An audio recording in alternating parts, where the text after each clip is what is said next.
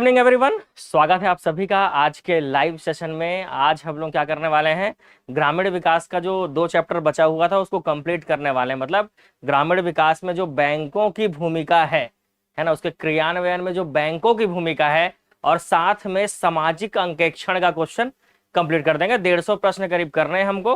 कोशिश करते हैं कि 2 घंटे के अंदर हमारा कंप्लीट हो जाए। और ग्रामीण विकास सूचना का अधिकार भी मैंने करा दिया है, योजना भी करा दिया है मैंने, मनरेगा भी करा दिया है और योजना तो 2 बार करा दिया मैंने, है ना।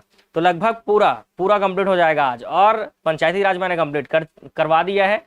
अब बचेगा हमारा क्या, आजीविका की भी एक क्लास हो चुकी है।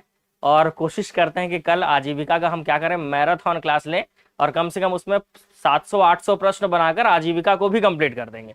ठीक है, तो ऐसे करके क्या होगा, मेन जो सब्जेक्ट थे पंचायती राज, ग्रामीण विकास, आजीविका, ये हमारा कंप्लीट हो जाएगा। बाकी छत्तीसगढ़ का जीके तो मैं शुरू पहले से ही कंप्लीट करा रहा था, तो वो सब तो ऑलमोस्ट कंप्लीट ही है।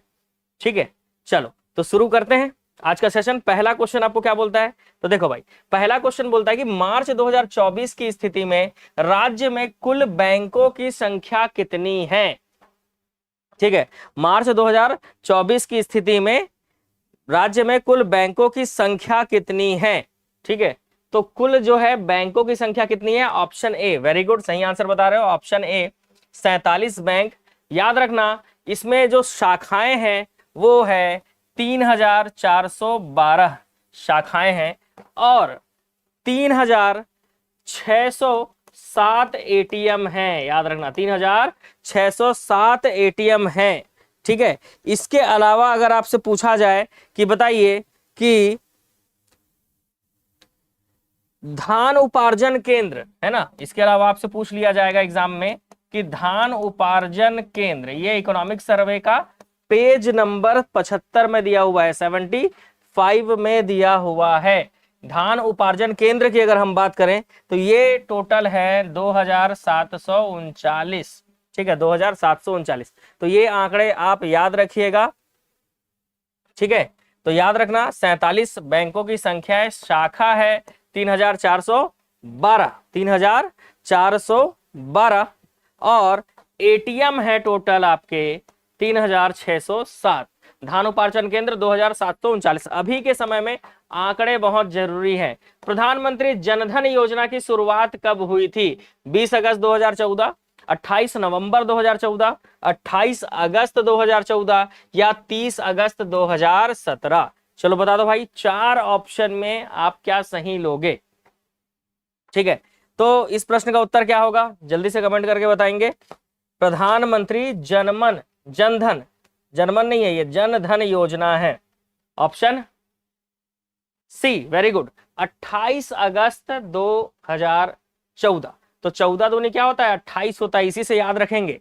ठीक है, 14 दूनी क्या होता है, 28 होता है, इसी से याद रखेंगे, 28 अगस्त 2014। नेक्स्ट, प्रधानमंत्री जनधन योजना के तहत निम्न में से क्या उपलब्ध नहीं है। एक बुनियादी बचत बैंक खाता बैंक विहीन व्यक्ति के लिए खोला जाता है।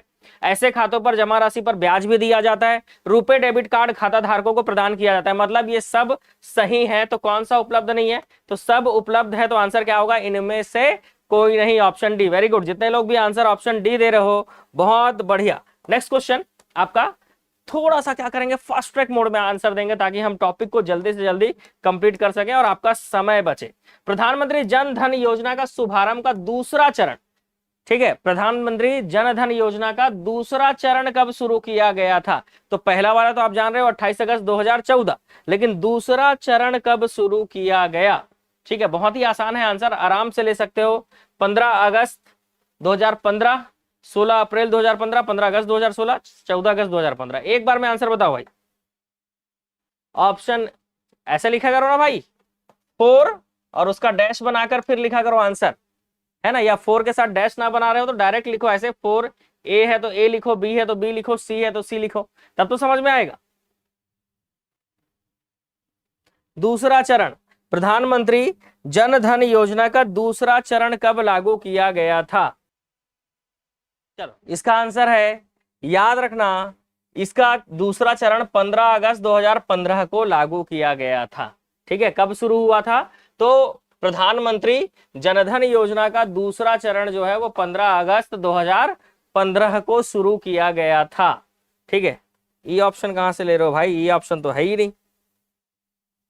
प्रधानमंत्री जन धन योजना से जुड़े कौन से लाभ हैं? जमा राशि पर ब्याज, 1 लाख रुपए तक का दुर्घटना बीमा कवर, ये तो दिया जाता है, पढ़े ही होगे। कोई निम्नतम राशि अपेक्षित नहीं होती, ये भी सही है। तो सीधी सी बात है, ये भी सही होगा। तो आंसर क्या आएगा? Option D. आंसर क्या आएगा?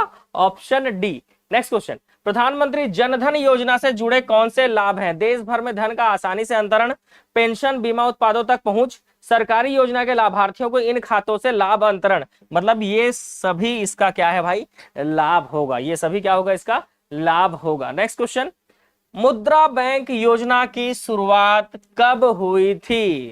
क्वेश्चन अच्छा है। मुद्रा बैंक योजना बता दो भाई, मुद्रा बैंक योजना की शुरुआत कब हुई थी? 6 अप्रैल, 8 अप्रैल, कब हुई थी? तो मुद्रा बैंक की शुरुआत जो है वो हुई थी 6 में नहीं है, 7वें का आंसर दो भाई। अभी तक आंसर ही नहीं दे पाए 7वें का, सी। वेरी गुड, 8 अप्रैल 2015। ठीक है, 8 अप्रैल 2015। तो मुद्रा बैंक की योजना की शुरुआत कब हुई थी? 8 अप्रैल 2015 को हुई थी। चलो, प्रधानमंत्री जनधन योजना के अंतर्गत महिलाओं को अपने खातों में कितने रुपए तक का ओवरड्राफ्ट की सुविधा उपलब्ध है? चलो फटाक से बता दो इसका आंसर, कितने रुपए तक का ओवरड्राफ्ट सुविधा उपलब्ध है? चलो बहुत बढ़िया। बहुत सारे लोग आंसर 5000 ले रहे हैं, जो कि गलत है, क्योंकि ये बढ़कर अब 10,000 हो गया है।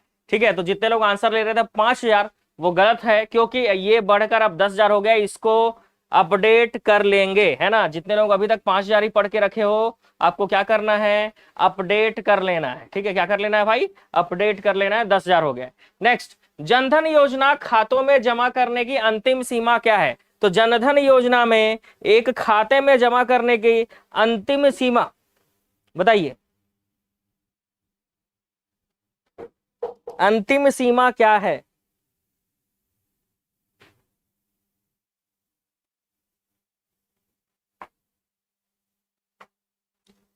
हाँ भाई, आंसर बोलो।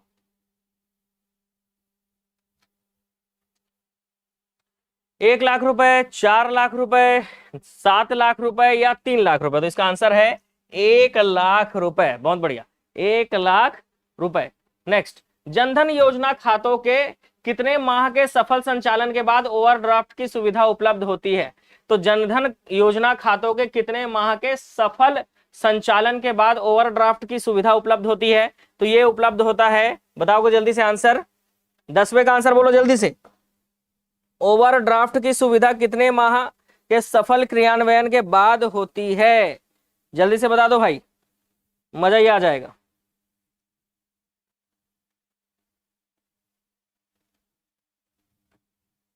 ए 6 माह। वेरी गुड, आंसर क्या होगा इसका? 6 माह।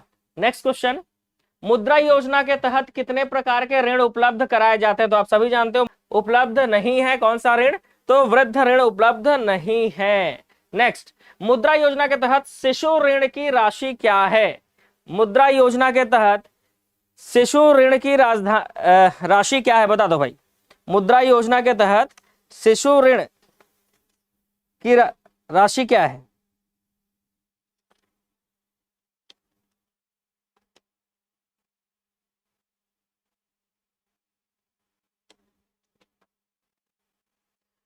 जनधन योजना के बारे में इकोनॉमिक सर्वे के 80 नंबर के पेज में दिया हुआ है। ठीक है, ठीक है, चलो। और मुद्रा योजना के बारे में ना पेज नंबर 82 में दिया हुआ है। वैसे जरूरत नहीं पड़ेगी आपको इकोनॉमिक सर्वे की, क्योंकि मैं तो क्वेश्चन आपको करा ही दे रहा हूं, है ना। मुद्रा योजना के तहत शिशु ऋण की राशि क्या है? 50,000 तक है। Very good. नेक्स्ट क्वेश्चन, मुद्रा योजना के तहत किशोर, तो शिशु के बाद किशोर, किशोर मतलब 50,000 तक तो शिशु ऋण है। तो 5 लाख तक आप याद रखिएगा, 50,000 से 5 लाख तक किशोर ऋण है। और वैसे ही आपका अगर एग्जाम में पूछे तरुण, तो ये है 5 से 10 लाख तक। कितना? 5 से 10। ठीक है, तो 50,000 तक शिशु ऋण, 5 लाख तक किशोर ऋण और 10 लाख तक तरुण ऋण। ये क्वेश्चन आ चुका है एग्जाम में, पहले भी पूछा जा चुका है पीएससी के एग्जाम में। ठीक है, तो आ सकता है, इंपॉर्टेंट है। मुद्रा योजना का प्रमुख लक्ष्य क्या है? मुद्रा योजना का प्रमुख लक्ष्य आपसे पूछा है कि इसका लक्ष्य क्या है। तो आप जानते हो बृहद उद्योगों को वित्तीय सहायता उपलब्ध कराना, नहीं। भारतीय नागरिकों को वित्तीय सहायता उपलब्ध कराना, नहीं। तो आंसर क्या आएगा? तो आंसर आएगा लघु कुटीर उद्योगों को वित्तीय सहायता प्रदान करना। यही मुद्रा योजना का मुख्य लक्ष्य है। ठीक है, यही मुद्रा योजना का मुख्य लक्ष्य है। ठीक है, चलो आगे बढ़ते हैं।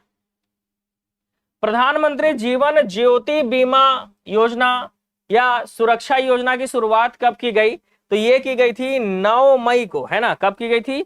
9 मई 2015 को। कब की गई थी? 2 मई 2015 को। इसके लिए प्रीमियम राशि कितनी है? तो पहले तो 330 था, लेकिन अब बढ़कर प्रीमियम राशि कितना हो गया है भाई? 436 हो गया है। अब प्रीमियम राशि बढ़कर कितना हो गया? 436। प्रधानमंत्री जीवन ज्योति बीमा सुरक्षा योजना के लाभ के संबंध में क्या सही है? मृत्यु होने पर नॉमिनी को 2 लाख रुपए, विकलांगता की स्थिति में 2 लाख रुपए और आंशिक विकलांगता की स्थिति में 1 लाख रुपए। क्या लगता है? सारे सही है। क्या लगता है? सबके सब इसमें क्या होंगे भाई? सही होंगे। सबके सब इसमें क्या होंगे? सही होंगे।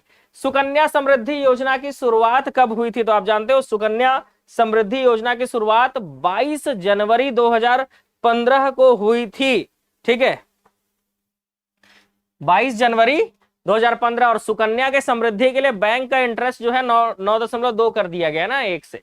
आएगा क्वेश्चन वैसे।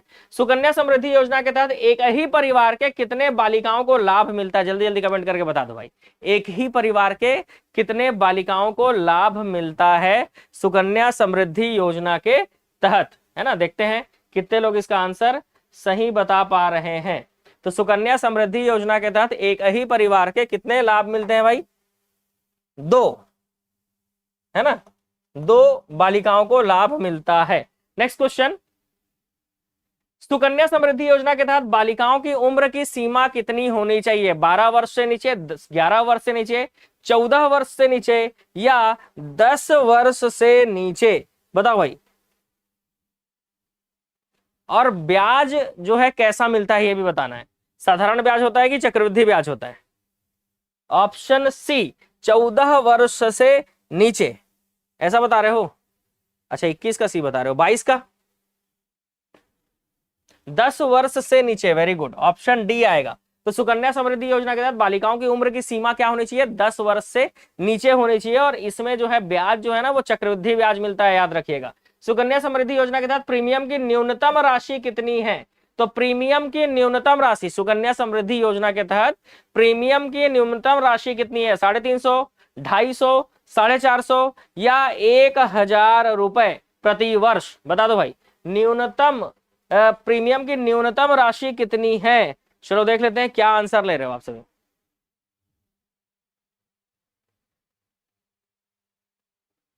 ₹250 प्रति वर्ष। वेरी गुड, सही आंसर है 250 रुपए प्रति वर्ष। और इसी में अगर क्वेश्चन ऐसा पूछ ले कि बताइए प्रीमियम की अधिकतम राशि कितनी है? 3 लाख रुपए प्रति वर्ष, 2 लाख रुपए प्रति वर्ष, 4 लाख रुपए प्रति वर्ष या 1.5 लाख रुपए प्रति वर्ष? तब आप आंसर क्या लोगे? ठीक है, न्यूनतम तो 250 रुपए प्रति वर्ष है, लेकिन अधिकतम पूछेगा तब आप क्या आंसर लोगे? ठीक है, फटाफट बता दो। क्वेश्चन नंबर 24 का आंसर क्या लोगे आप?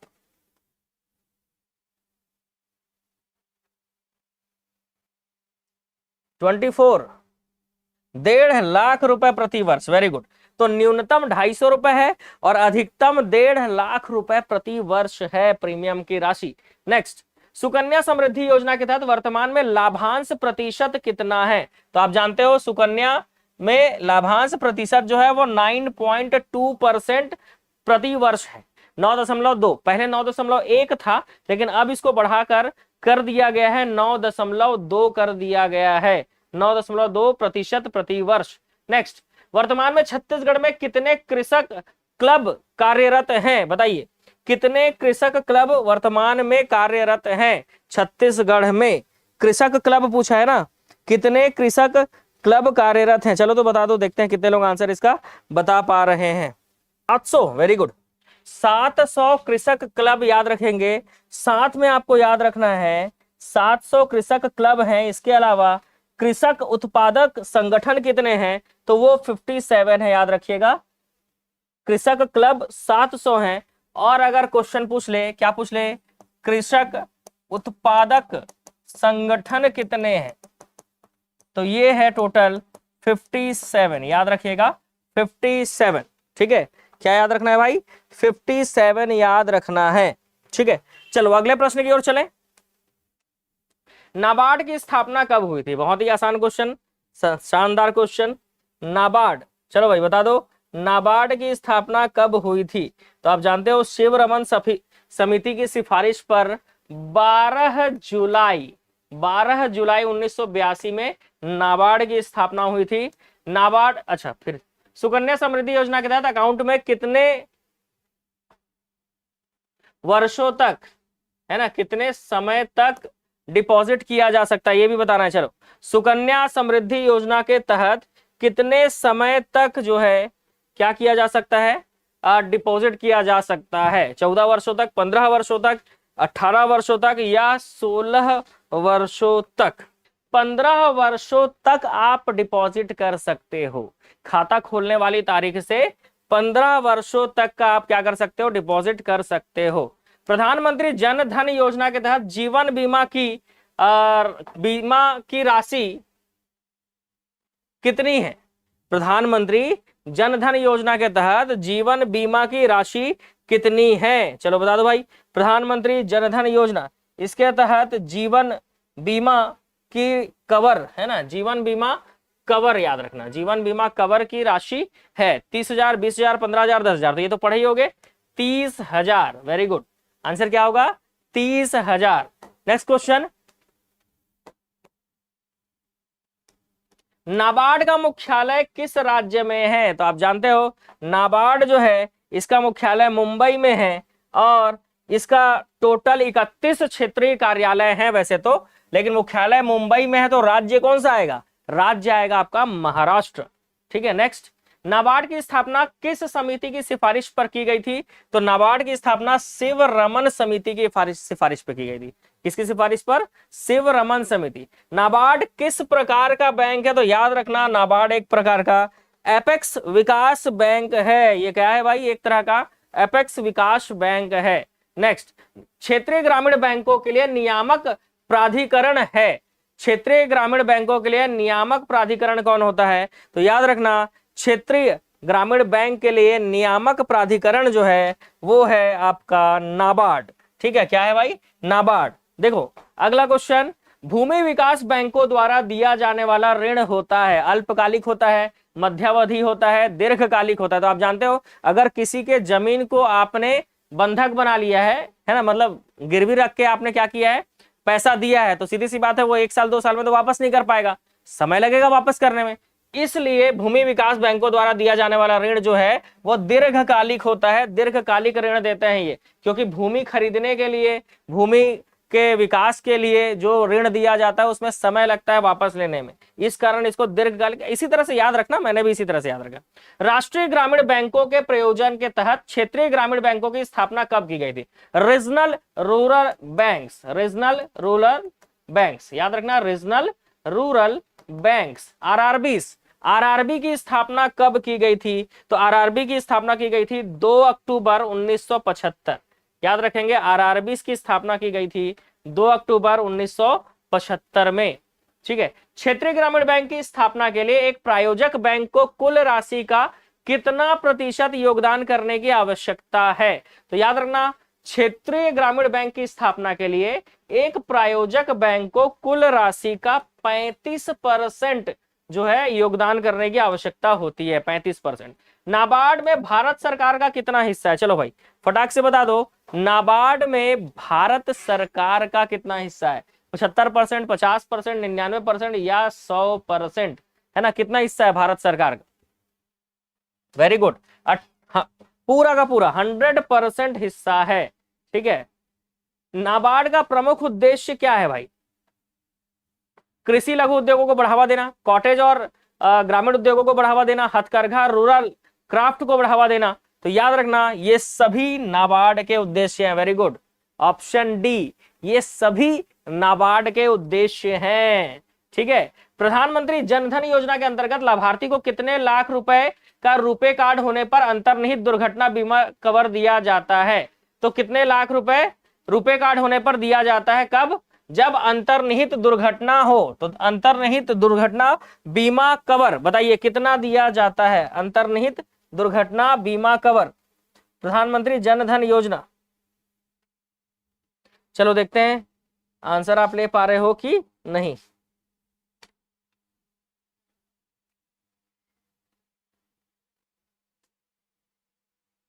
तो रुपए कार्ड के साथ कितने का?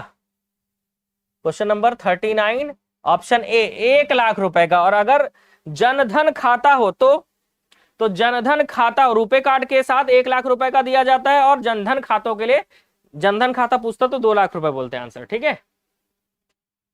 निम्नलिखित में से किसने गरीबों के वित्त पोषण के लिए स्वयं सहायता समूह की अवधारणा को बढ़ावा दिया है? तो गरीबों को पैसा मिल सके, उनके हाथ में भी पैसा रहे, इसके लिए नीति आयोग, आरबीआई, नाबार्ड, किसने स्व सहायता समूह की अवधारणा को बढ़ावा दिया? तो इसमें से अवधारणा को बढ़ावा देने वाला जो है वो है आपका नाबार्ड। ठीक है, कौन है भाई? नाबार्ड है। ठीक है, नाबार्ड ने स्व सहायता समूह के अवधारणा को बढ़ावा दिया। नेक्स्ट क्वेश्चन, नाबार्ड से संबंधित है, क्या संबंधित है भाई? नाबार्ड से संबंधित है। नाबार्ड संबंधित है किससे? ग्रामीण विकास से। ये ज्यादातर फोकस किस पे करता है? हमारा अपना पूरा जो है ग्रामीण विकास पर अपना पूरा फोकस करता है। नेक्स्ट, प्रधानमंत्री, इसीलिए देखना आपके एग्जाम में नाबार्ड से क्वेश्चन आएगा ही, और प्रधानमंत्री जनधन योजना से क्वेश्चन आएगा ही। बताए मतलब ये सब ऐसे टॉपिक है जिससे आपके एग्जाम में क्वेश्चन आना बिल्कुल तय है। ठीक है, तो प्रधानमंत्री जनधन योजना किस मंत्रालय के अधीन आता है? तो आप जानते हो प्रधानमंत्री जन धन योजना, जल्दी से बता दो, प्रधानमंत्री जन धन योजना किस मंत्रालय के तहत आता है? ए गलत। जितने लोग ऑप्शन ए बोलोगे वो गलत हो जाएगा। ठीक है, ये क्वेश्चन भी एग्जाम में आ सकता है, याद रखना। ये वित्त मंत्रालय के अंतर्गत आता है। प्रधानमंत्री जन धन योजना जो है ये किसके तहत आता है भाई? तो ये वित्त मंत्रालय के नेतृत्व में विश्व स्तर पर सबसे बड़ी वित्तीय समावेशन की योजना का क्रियान्वयन किया जा रहा है। ये प्रधानमंत्री जन धन योजना का पूरे विश्व में सबसे बड़ा योजना है ये। इसका आंसर याद रखना, वित्त मंत्रालय के अधीन है ये। गलत मत कर देना भाई एग्जाम में। छत्तीसगढ़ राज्य ग्रामीण बैंक की स्थापना किसे मिलाकर संसद के एक अधिनियम के तहत की गई? तो छत्तीसगढ़ राज्य ग्रामीण बैंक की स्थापना की गई किसको किसको मिलाकर? सरगुजा क्षेत्रीय ग्रामीण बैंक को मिलाकर और दुर्ग राजनांदगांव ग्रामीण बैंक को मिलाकर। मतलब 1 और 2 सही है आंसर, याद रखना 1 और 2 सही है, सरगुजा क्षेत्रीय ग्रामीण बैंक और दुर्ग राजनांदगांव ग्रामीण बैंक। ठीक है, नेक्स्ट क्वेश्चन, प्रधानमंत्री जनधन योजना का उद्देश्य क्या है? सार्वभौमिक ऋण बीमा और पेंशन संबंधी सुविधा हेतु प्रत्येक परिवार में कम से कम एक बैंक खाता उपलब्ध कराना, लोगों को वित्तीय साक्षर करना। तो ये दोनों ही प्रधानमंत्री जन धन योजना का उद्देश्य है। अच्छा, कितने लोगों के घर में जन धन खाता है भाई? बताओ जरा, हैंड रेस करो तो, कितने लोगों के घर में जन धन खाता है? बता दो, मजा आ जाएगा। कितने लोगों के घर में जन धन खाता है? ठीक है, बता दो तुरंत। भारत में बैंकों के राष्ट्रीयकरण का उद्देश्य क्या है? समाजवादी राज्य की स्थापना, पिछड़े वर्गों का विकास, आर्थिक विकेंद्रीकरण या आर्थिक केंद्रीकरण? तो आप जानते हो एक सही है समाजवादी राज्य, पिछड़े वर्गों का विकास, आर्थिक विकेंद्रीकरण। आर्थिक विकेंद्रीकरण होगा तब तो लोगों के पास पैसा जाएगा, केंद्रीकरण होगा तो सिर्फ किसी एक के हाथ में पैसे का मैटर होगा। तो ये आंसर नहीं होगा, ऑप्शन 4 याद रखिएगा। विकेंद्रीकरण मतलब चीजों का बंटना, केंद्रीकरण मतलब एक के हाथ में रहना सब चीज। तो अगर पैसे का मामला सिर्फ एक के हाथ में रहेगा तो दिक्कत होगा कि नहीं। इसीलिए बैंक जो है वो आर्थिक विकेंद्रीकरण की दिशा की ओर काम करते हैं। ठीक है, चलो आगे। कृषि और ग्रामीण विकास के लिए राष्ट्रीय बैंक की स्थापना कब की गई थी? तो कृषि और ग्रामीण विकास के लिए राष्ट्रीय बैंक की स्थापना कब की गई थी बताओ? तो ये स्थापित की गई थी 1982 में। ठीक है, कृषि और ग्रामीण विकास के लिए राष्ट्रीय बैंक नाबार्ड है ना। मतलब ऐसा डायरेक्टली नहीं पूछ रहा है नाबार्ड, मतलब उसको तोड़कर पूछ रहा है कि बताइए कृषि और ग्रामीण विकास के लिए राष्ट्रीय बैंक की स्थापना कब हुई थी? तो इसका मतलब यही है नाबार्ड की स्थापना कब हुई थी। तब आपको आंसर लेना होगा 1982। नेक्स्ट, भारत की कितनी प्रतिशत जनसंख्या कृषि से आजीविका प्राप्त करती है? तो 70% पॉपुलेशन जो है वो कृषि से आजीविका प्राप्त करती है। ठीक है, आज वैसे भी ग्रामीण विकास का टॉपिक कंप्लीट हो जाएगा। मेरे को तो बहुत खुशी है भाई, पंचायती राज भी मैंने कंप्लीट कर दिया, आज ग्रामीण विकास कंप्लीट कर दूंगा, और शाम को भी हो सके तो इवनिंग में भी एक आजीविका का क्लास लूंगा, और कल आजीविका क्लास लेकर साफ बिल्कुल। भारतीय रिजर्व बैंक ऑफ इंडिया का राष्ट्रीयकरण कब किया गया था? तो याद रखना, जब देश आजाद हुआ था ना, उसी समय रिजर्व बैंक ऑफ इंडिया का राष्ट्रीयकरण किया गया था 1949 में। कब किया गया था? 1949 में। स्टेट बैंक ऑफ इंडिया का गठन कब किया गया? तो स्टेट बैंक ऑफ इंडिया को पहले अन्य नाम से जाना जाता था, ठीक है, लेकिन इसका जब गठन किया गया और इसका नाम दिया गया स्टेट बैंक ऑफ इंडिया, उस साल जो है 1955 था। 1955 में स्टेट बैंक ऑफ इंडिया का गठन किया गया था, याद रखेंगे, 1955 state bank of India. Next, 14 बड़े बैंकों का राष्ट्रीयकरण कब किया गया जिसमें जमा राशि 50 करोड़ से अधिक थी? तो ऐसे बैंक जिसके पास 50 करोड़ से ज्यादा जमा हुआ था, ऐसे 14 बैंकों का राष्ट्रीयकरण किया गया था 19 जुलाई 1969 को। कब किया गया था? 19 जुलाई 1969 को। और इससे संबंधित मैं करंट आंकड़ा भी आपको बताऊंगा, ठीक है, इससे संबंधित जो करंट का डेटा है ना, वो भी मैं आपको बताऊंगा थोड़ी देर में, ठीक है, क्योंकि बैंक से संबंधित करंट डेटा भी आपको पढ़ना होगा, ठीक है। चलो आगे बढ़ेंगे। उसके बाद जिनके पास 200 करोड़ की जमा राशि थी ना, उन 6 बड़े बैंकों का राष्ट्रीयकरण किया गया था। पहले 50 करोड़ से अधिक जमा राशि वाले 14 बड़े बैंकों का राष्ट्रीयकरण किया गया था। कब किया गया था? 19 जुलाई 1969 को। फिर 14 के बाद 6 बड़े बैंकों का राष्ट्रीयकरण फिर किया गया जिनके पास 200 करोड़ से ज्यादा था, जिनके पास 200 करोड़ से ज्यादा था। यह किया गया था 1980 में। तो 70 के बाद 80, 69, 70 के बाद 80, 10 साल समझ लो। 15 मार्च 1980, सॉरी 15 मार्च नहीं है जी, 15 अप्रैल 1980, ठीक है, इसको आप याद रखोगे, 15 अप्रैल, ठीक है, 15 अप्रैल 1980 को 6 बड़े बैंकों का राष्ट्रीयकरण किया गया। ऐसे मिलाकर टोटल कितने हो गए? तो टोटल 22 बैंक हो गए, ठीक है। इनके पास का जमा पूंजी का क्राइटेरिया था 200 करोड़ से ज्यादा होना चाहिए, ठीक है। 6 बड़े बैंकों का राष्ट्रीयकरण के समय जमा राशि कितने करोड़ से अधिक थी? अभी मैंने बताया, क्या बताया? 200 करोड़ से अधिक थी। कितनी? 200 करोड़ से अधिक थी। चलो नेक्स्ट क्वेश्चन। राष्ट्रीयकरण के पश्चात किसे प्राथमिकता दी गई? कृषकों को, लघु क्षेत्र के उद्योगपतियों को, छोटे व्यापारियों को, या उपरोक्त सभी? तो याद रखना, राष्ट्रीयकरण के बाद किनको प्राथमिकता दी गई पूछा जाएगा, तो इन सभी को प्राथमिकता दी गई थी। इन सभी को, कृषकों को, लघु क्षेत्रों के उद्योगपतियों को, छोटे व्यापारियों को, उपरोक्त सभी, इन सभी को प्राथमिकता दी गई थी। न्यूनतम ब्याज दर पर ऋण उपलब्ध कराने के लिए विभाजक ब्याज दर योजना कब प्रारंभ किया गया? तो याद रखना, न्यूनतम ब्याज दर पर ऋण उपलब्ध कराने के लिए विभाजक ब्याज दर योजना जो है ये शुरू की गई थी 1972 में। कब शुरू की गई थी? 1972 में। नेक्स्ट, छत्तीसगढ़ राज्य ग्रामीण बैंक की स्थापना कब की गई? तो आप जानते हो, छत्तीसगढ़ राज्य ग्रामीण बैंक, ठीक है, छत्तीसगढ़ राज्य ग्रामीण बैंक, इसकी स्थापना कब की गई थी भाई?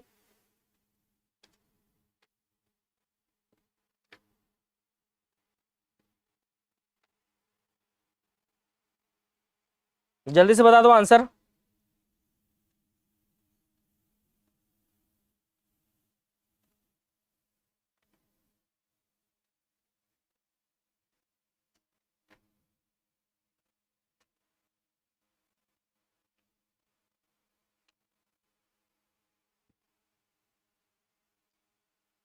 तो ये स्थापित किया गया था 2 सितंबर 2013, याद रखेंगे, 2 सितंबर 2013 छत्तीसगढ़ राज्य ग्रामीण बैंक की स्थापना 2 सितंबर 2013 को की गई थी। ग्रामीण क्षेत्रों में कृषि को साख प्रदान करने वाली सर्वोच्च संस्था कौन सी है? तो ग्रामीण क्षेत्रों में कृषि को साख प्रदान करने वाली सर्वोच्च संस्था जो है वो है नाबार्ड, ठीक है, याद रखेंगे। कौन सी संस्था है भाई? नाबार्ड है। वाणिज्यिक बैंक निम्नलिखित में से किस कार्य के लिए ऋण प्रदान करते हैं? तो जो वाणिज्यिक बैंक है वो इसमें से आपका बैंक डेयरी, पोल्ट्री, सुअर पालन और मधुमक्खी पालन, सबके लिए ऋण प्रदान करते हैं। तो आंसर क्या आएगा? Option D. नाबार्ड की स्थापना कब हुई थी? बहुत बढ़िया। नाबार्ड की स्थापना शिव रमन समिति की सिफारिश पर 12 जुलाई 1982 में हुई थी। 12 जुलाई 1982। नाबार्ड को रिजर्व बैंक के अधीन कौन से कार्य सौंपे गए हैं? तो नाबार्ड को रिजर्व बैंक के अधीन इसमें से कौन कौन से काम सौंपे गए हैं? तो कृषि शाख विकास सौंपा गया है, ठीक है, ग्रामीण आयोजन सौंपा गया है, शाख विक्रय सौंपा गया है, इसके अलावा कृषि पुनर्वित्तीय विकास ये भी सौंपा गया है, ठीक है, ये भी सौंपा गया है। तो आंसर क्या आएगा? ऑप्शन 1 2 3 4। जितने लोग सी बोल रहे हो वो गलत हो जाएगा, ऑप्शन डी इसका सही आंसर है। नेक्स्ट, ग्रामीण क्षेत्रों में नाबार्ड दिए जाने वाले संस्थागत ऋणों के लिए किस संस्था के रूप में कार्य करता है? तो जो ग्रामीण क्षेत्र है वहां पर नाबार्ड जो है दिए गए संस्थागत ऋणों के लिए किस संस्था के रूप में कार्य करता है? अगर ये पूछ ले तो याद रखना पुनर्वित्त संस्था के रूप में काम करता है, ठीक है, पुनर्वित्त संस्था के रूप में काम करता है। नाबार्ड ग्रामीण क्षेत्रों में कृषि ऋण के क्षेत्र में कौन से मामलों में शीर्ष संस्था है? नीति के मामले में, आयोजना के मामले में, परिचालन के मामले में, या सभी? तो ये नीति बनाता भी है, आयोजन भी करता है, परिचालन भी करता है, मतलब आएगा आंसर उपरोक्त सभी। आंसर आएगा ऑप्शन डी, ठीक है। पुनर्वित्त सुविधा निम्न में से किस बैंक के द्वारा उपलब्ध कराया जाता है? तो आप जानते हो जो पुनर्वित्त सुविधा है, राज्य भूमि विकास बैंक, राज्य सहकारी बैंक, अनुसूचित वाणिज्यिक बैंक, इन सभी के तहत। आंसर आएगा ऑप्शन डी, इन सभी के तहत। पुनर्वित्त सुविधा से कृषकों को किस प्रकार का लाभ होता है? तो पुनर्वित्त सुविधा से कृषकों को जो है अप्रत्यक्ष रूप से लाभ होता है। किस लाभ से लाभ होता है? अप्रत्यक्ष रूप से लाभ होता है। नाबार्ड द्वारा कृषकों को किस प्रकार का ऋण दिया जाता है? तो कम पैसा चाहिए तो अल्पकालिक ऋण, थोड़ा ज्यादा पैसा चाहिए तो मध्यकालिक ऋण, और जमीन खरीदने के लिए पैसा चाहिए तो दीर्घकालिक ऋण। इस हिसाब से नाबार्ड जो है कृषकों को, या पंप मोटर ये सब खरीदना है तो सभी प्रकार का ऋण प्रदान करता है। नाबार्ड जो है वो अल्पकालिक, मध्यकालिक, दीर्घकालिक, याद रखना तीनों प्रकार के ऋण प्रदान करेगा, अल्प, मध्य और दीर्घकालिक तीनों ही प्रकार के। नाबार्ड के क्या कार्य हैं भाई बता दो? बहुत ही आसान क्वेश्चन। नाबार्ड के क्या कार्य हैं? संस्थागत प्रवर्तन, संवर्धन, विकास करना ये है। लघु और कृषि उद्योगों के विकास में सहायक है। ग्रामीण क्षेत्र में रिजर्व बैंक का प्रतिनिधि ये होता है, और ग्रामीण शाख संस्थाओं को कार्यों को समन्वय करने का भी इसका काम है। तो आंसर क्या आ जाएगा? Option D. आंसर क्या आ जाएगा इसका? Option D. चलो नेक्स्ट क्वेश्चन की ओर चलते हैं। वाणिज्यिक बैंक कृषि गतिविधियों के लिए किस प्रकार का ऋण प्रदान करते हैं? तो अगर कृषि की गतिविधियां हैं तो वाणिज्यिक बैंक अल्पकालिक और मध्यकालिक दोनों ही प्रकार का ऋण प्रदान करती है। अल्पकालिक, मध्यकालिक दोनों ही प्रकार का ऋण प्रदान करती है कृषि गतिविधियों के लिए। कौन? वाणिज्यिक बैंक। छत्तीसगढ़ राज्य ग्रामीण बैंक एक किस तरह का बैंक है? क्षेत्रीय बैंक है, अर्ध क्षेत्रीय, राजकीय बैंक है, या राष्ट्रीय बैंक है? तो आप जानते हो छत्तीसगढ़ राज्य ग्रामीण बैंक एक तरह का क्षेत्रीय बैंक है। किस तरह का बैंक है? एक तरह का क्षेत्रीय बैंक है। नेक्स्ट क्वेश्चन, वाणिज्यिक बैंक किस कार्य के लिए मध्यकालीन ऋण देता है? पंप सेट, ट्यूबवेल, कृषि मशीनरी, या ट्रैक्टर? तो इन चारों के लिए ही मध्यकालिक ऋण देता है वाणिज्यिक बैंक। तो ये चारों पॉइंट याद रखना, पंप सेट को भी याद रखना भाई, ट्यूबवेल को भी याद रखना, कृषि मशीनरी को भी याद रखना, और ट्रैक्टर को भी याद रखना है, ठीक है।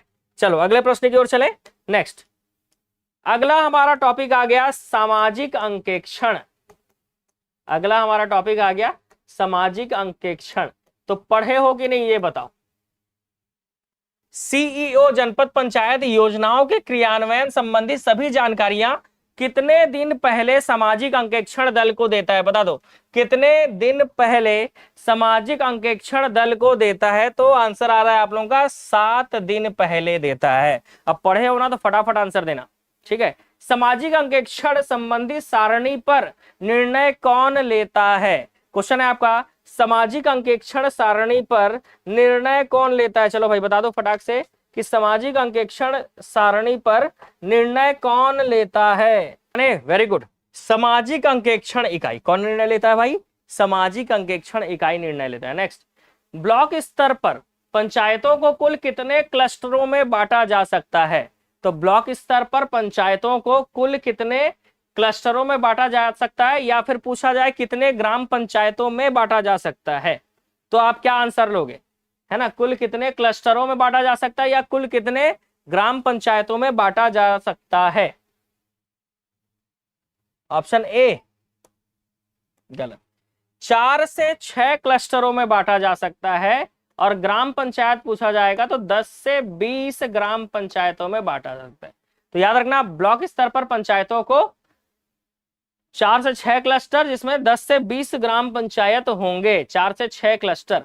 सुसंगत अभिलेखों के लिए आवेदक सामाजिक अंकेक्षण दल द्वारा कितने दिवस पूर्व प्रस्तुत किया जा सकता है? क्वेश्चन आराम से पढ़ना है और गलत नहीं करना है, ठीक है, आंसर सही देना है, एक्यूरेसी होना चाहिए। देखो हमारा एग्जाम तभी निकलता है जब हम ज्यादा से ज्यादा एक्यूरेट हों, क्योंकि कोई भी व्यक्ति परफेक्ट नहीं है। कोई अगर 80 क्वेश्चन बना के आ भी रहा है तो जरूरी नहीं है कि वो पूरा 80 सही हो जाएगा, एक दो तो गलत होगा ही। इसीलिए जो है एक्यूरेसी बनाकर रखना बहुत जरूरी है। आप भी 80 क्वेश्चन बना के आए और जो सेलेक्ट हो रहा है वो भी 80 बना के आए, लेकिन फर्क कहां पर आ जाता है? एक्यूरेसी का। आप गलत ज्यादा कर रहे हो इसलिए सिलेक्शन नहीं ले पा रहे हो, और जो सेलेक्ट हो रहा है वो गलत कम कर रहा है इसलिए वो सिलेक्ट हो जा रहा है। इसी चीज को समझना जरूरी है, ठीक है। तो याद रखना, कितने दिन पूर्व प्रस्तुत किया जाता है? तो 15 दिवस पूर्व प्रस्तुत किया जाता है। सुसंगत अभिलेखों के लिए आवेदन सामाजिक अंकेक्षण दल द्वारा किसके समक्ष प्रस्तुत किया जाता है? तो सुसंगत अभिलेखों के लिए आवेदन जो है वो सामाजिक अंकेक्षण दल द्वारा कलेक्टर, अंकेक्षक अधिकारी, मुख्य न्यायाधीश या सीईओ, तो आंसर क्या आएगा? सीईओ के समक्ष प्रस्तुत किया जा सकता है, मुख्य कार्यपालन अधिकारी, सीईओ, ऑप्शन डी, ठीक है। चलो नेक्स्ट क्वेश्चन। इस नियम की धारा 6 के अंतर्गत निम्न में से किस प्रकार का दस्तावेज सीईओ द्वारा उपलब्ध नहीं कराया जाता? ये कराया जाता है, मास्टर रोल की प्रतियां कराई जाती हैं, ठीक है। अब दो ही बचा, बताओ, भुगतान सूची या मनरेगा प्रमाण पत्र? तो सीईओ जो है ग्राम सभा का अनुमोदन, मास्टर रोल की प्रतियां, ठीक है, इसके अलावा क्या उपलब्ध नहीं कराया जाता पूछ रहा है? तो ये दोनों तो कराता है साथ में,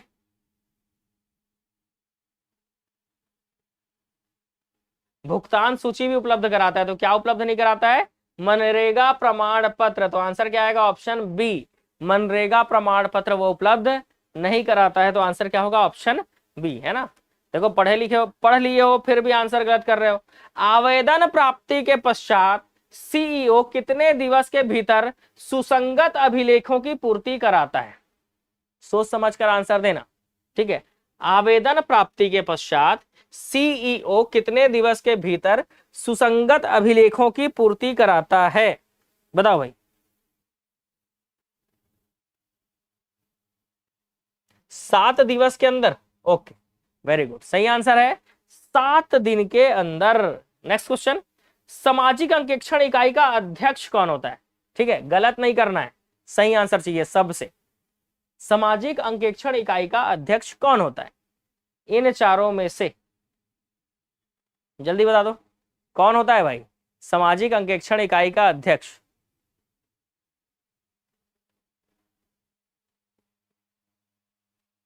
मुख्य सचिव, वेरी गुड, सही आंसर बता रहे हो, मुख्य सचिव होता है। सामाजिक अंकेक्षण इकाई का अध्यक्ष मुख्य सचिव होता है, ठीक है। नेक्स्ट, इस नियम के किस धारा के तहत सरपंचों को सामाजिक अंकेक्षण की जानकारी देने हेतु कार्यशाला का आयोजन किया जाता है? कौन से धारा के तहत सरपंचों को सामाजिक अंकेक्षण की जानकारी देने के लिए कार्यशाला का आयोजन? तो कार्यशाला का आयोजन याद रखना, कार्यशाला, तो याद रखेंगे कार्यशाला धारा 8, वेरी गुड, धारा 8 के तहत, ठीक है, याद रखेंगे धारा 8 के तहत, ठीक है। Next question. सामाजिक अंकेक्षण प्रक्रिया के दौरान निम्न में से कौन सा रिपोर्ट प्रस्तुत नहीं किया जाता है? तो सामाजिक अंकेक्षण प्रक्रिया के दौरान इनमें से कौन सा रिपोर्ट प्रस्तुत नहीं किया जाता? ग्राम सभा का बजट, मजदूरों की भुगतान राशि का सत्यापन, बिल या वाउचर का सत्यापन, रोकड़ पंजी का सत्यापन। तो सामाजिक अंकेक्षण प्रोसेस के दौरान कौन सा रिपोर्ट प्रस्तुत नहीं किया जाता? ठीक है, तो ये किया जाता है, ये भी किया जाता है और ये भी किया जाता है, तो क्या नहीं किया जाता है?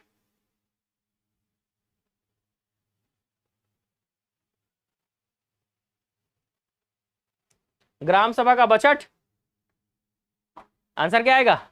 ग्राम सभा का बजट। बोलो भाई। सामाजिक अंकेक्षण की प्रक्रिया चल रही है, ठीक है, तो क्या प्रस्तुत नहीं होगा?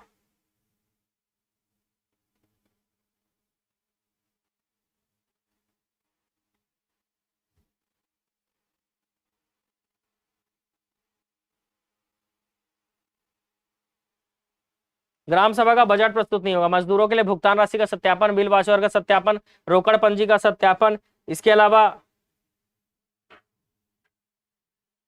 सरकारी दस्तावेजों के में उपलब्ध जानकारी को पढ़कर सुनाना, वित्तीय रिपोर्ट की प्रामाणिकता, ठीक है, 9 प्रकार का है ना। Option A. धारा 9 का विषय क्या है? बहुत बढ़िया। धारा 8 में तो अभी आपने कार्यशाला का आयोजन पढ़ा। धारा 9 का क्या विषय है बताओ भाई। धारा 9 सामाजिक अंकेक्षण ग्राम सभा, इसका मतलब ऑप्शन बी।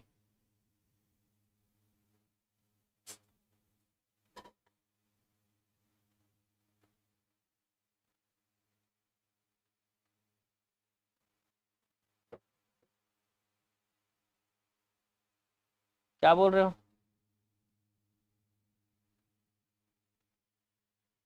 इस प्रश्न का उत्तर,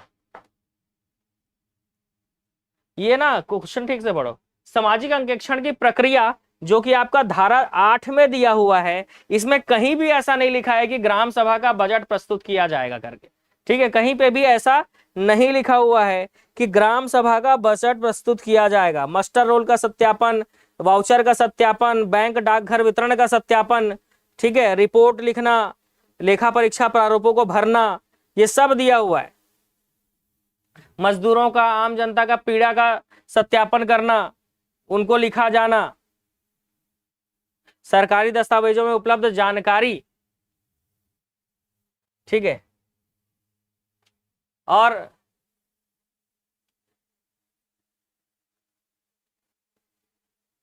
ग्राम सभा में समुदाय के बीच अधिकारों और हक एवं सामाजिक अंकेक्षण प्रक्रिया में जागरूकता फैलाना, ये सब रहेगा, है ना।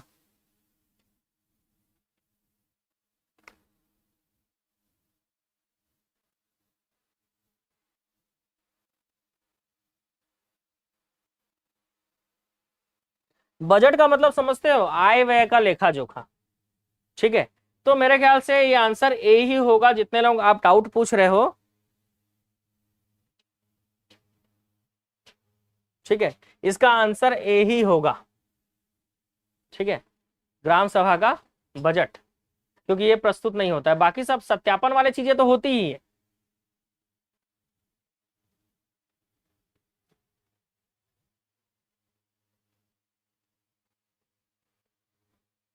बजट का मतलब मैंने बताया ना, आय व्यय का लेखा जोखा।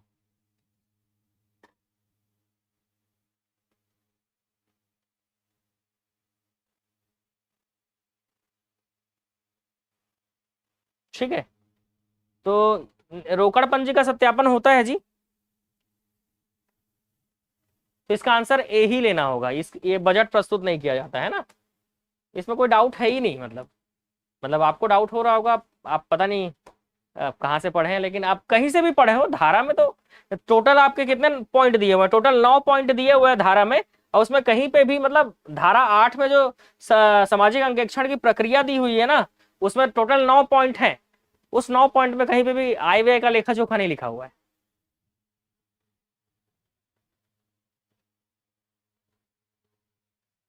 चलो, टाइम वेस्ट होगा, इससे आगे बढ़ते हैं। धारा 9 का विषय क्या है? तो आप जानते हो धारा 9 का विषय है सामाजिक अंकेक्षण का ग्राम सभा, है ना। सामाजिक अंकेक्षण ग्राम सभा, ये धारा 9 का विषय है।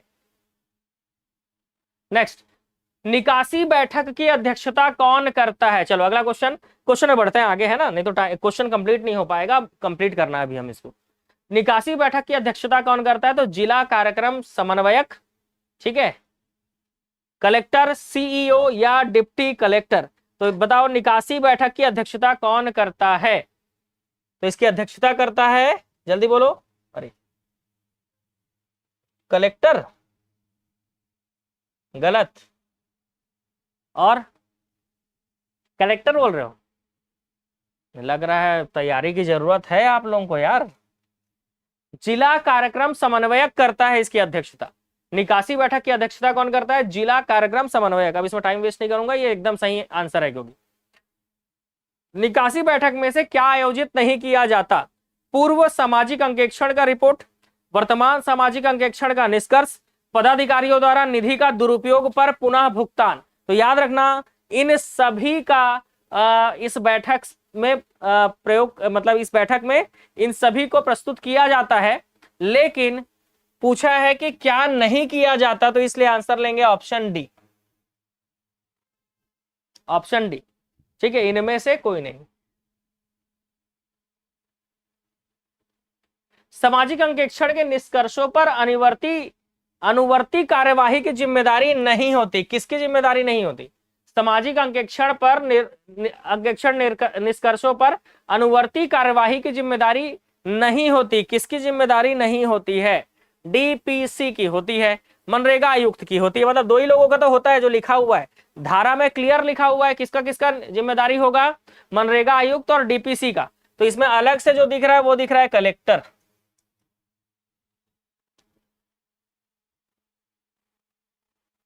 कलेक्टर, ठीक है।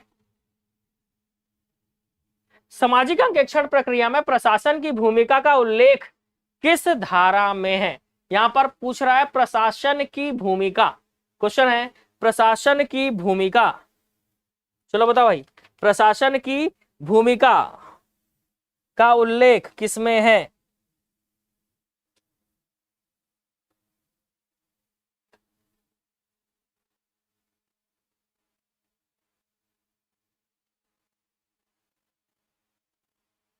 धारा 12 में है। धारा 12 में है और इसी में जिला कार्यक्रम समन्वयक और, है ना, या जिला पंचायत का सीईओ और मुख्य कार्यपालन अधिकारी जनपद पंचायत या तो जनपद पंचायत का कार्यक्रम अधिकारी, उसके बारे में बताया गया, उनके दायित्वों के बारे में बताया गया है। धारा 12 में क्या बताया गया वो ध्यान रखना जरूरी है, ठीक है। धारा 12 में जो भी चीजें बताई गई है उन सभी चीजों को ध्यान रखना है। चलो आगे बढ़ते हैं ना। धारा 12 याद रखेंगे, धारा 12 को गलत नहीं करना है भाई। चलो कुछ लगेगा तो मैं समझा भी दूंगा। धारा 12 जो है प्रशासन की भूमिका है, ठीक है। हाँ, सीईओ की भूमिका भी इसी में है, ठीक है। मुख्य कार्यपालन अधिकारी, जनपद पंचायत एवं कार्यक्रम अधिकारी, जिला कार्यक्रम समन्वयक और जिला पंचायत का सीईओ, इनके दायित्व हैं। निकासी बैठक की तारीख से 15 दिनों के भीतर सामाजिक अंकेक्षण की रिपोर्ट में उपदर्शित कार्यवाही करने का दायित्व किसके है? जिला कार्यक्रम समन्वयक का है, कलेक्टर का है, मनरेगा आयुक्त का है, या फिर आयुक्त का है?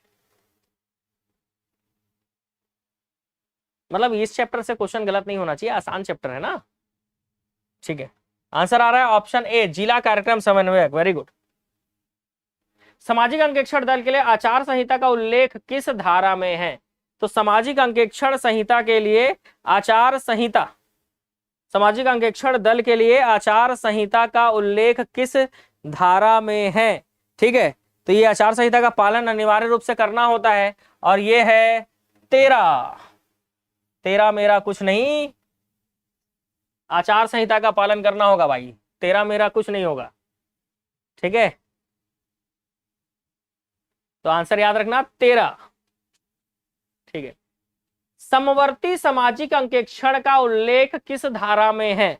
समवर्ती सामाजिक अंकेक्षण का उल्लेख, तो ये है, देखो धारा 12 में हमने क्या पढ़ा था? प्रशासन की भूमिका। 13 में हमने क्या पढ़ा? तो 13 में हमने पढ़ा आचार संहिता और 14 में हमको पढ़ना है समवर्ती सामाजिक अंकेक्षण का उल्लेख। समवर्ती सामाजिक अंकेक्षण, सामाजिक अंकेक्षण प्रक्रिया के लिए बजट का उल्लेख किस धारा में है? तो यहां पर आपका क्वेश्चन पूछा गया है कि बजट का उल्लेख किस धारा में है। चलो बता दो भाई, बजट का उल्लेख 15 में, धारा 15 में है बजट का उल्लेख। धारा याद नहीं किए हो, कैसे बनेगा बताओ? आचार संहिता में शामिल नहीं है, इसमें से क्या आचार संहिता में शामिल नहीं है? वित्तीय और गैर वित्तीय लाभ कार्यान्वयन एजेंसी से स्वीकार करना, ग्रामों में गरिमा के साथ सामाजिक अंकेक्षण, सामाजिक अंकेक्षण के दौरान मादक पदार्थों का सेवन नहीं करना, ठीक है, और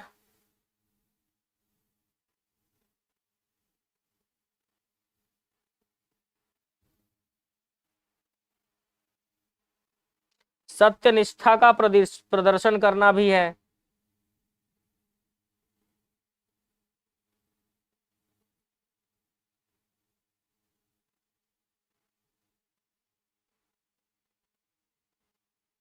महिला अंकेक्षक साथियों के साथ गरिमा के साथ व्यवहार करना है, ये सब है।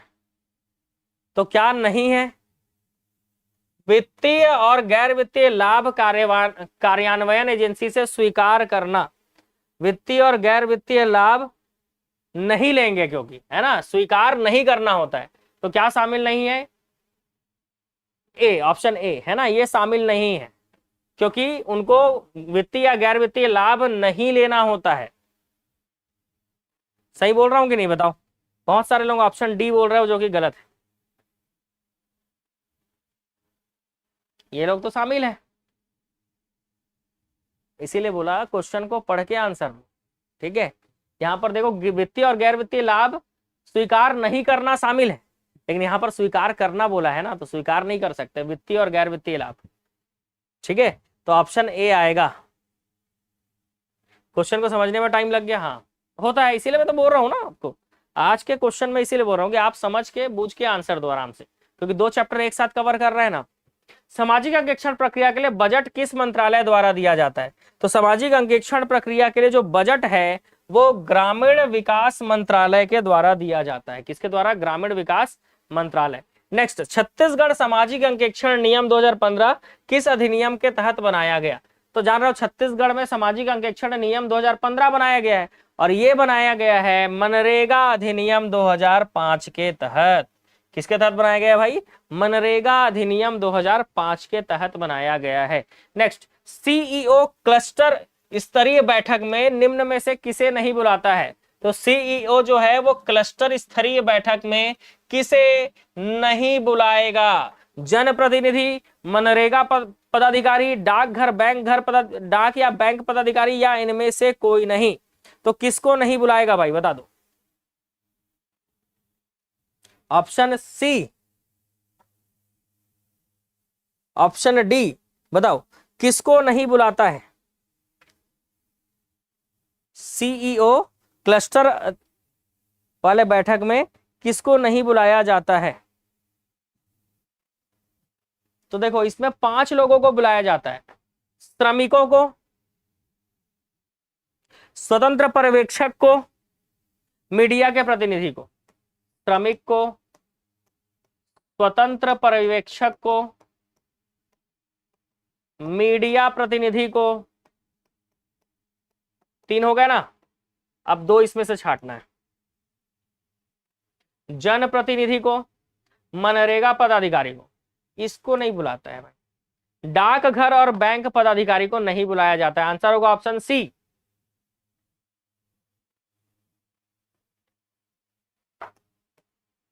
ये 5 लोगों को बुलाया जाता है, जनप्रतिनिधि, श्रमिकों को, जनप्रतिनिधि को, मनरेगा पदाधिकारियों को, स्वतंत्र पर्यवेक्षकों को, मीडिया प्रतिनिधियों को।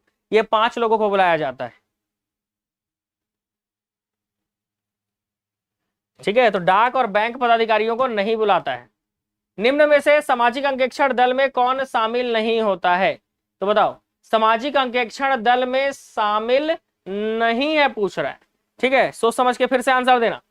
वरिष्ठ सामाजिक अंकेक्षक शामिल होगा, कनिष्ठ भी होगा, ग्रामीण सामाजिक भी होगा। सीईओ शामिल नहीं होता है, ऑप्शन बी, ठीक है। कौन शामिल नहीं होता है भाई? तो सीईओ शामिल नहीं होता है। नेक्स्ट, ग्राम पंचायत में सामाजिक अंकेक्षण प्रक्रिया में शामिल नहीं है। इसमें से कौन ग्राम पंचायत के सामाजिक अंकेक्षण प्रक्रिया में शामिल नहीं है? ग्राम सभा में समुदायों के बीच अधिकारी या पात्र को वंचित रखना, मजदूरों के वेतन का सत्यापन, अभिलेखों की उपलब्धता सुनिश्चित करना, कार्यों की गुणवत्ता का निरीक्षण करना।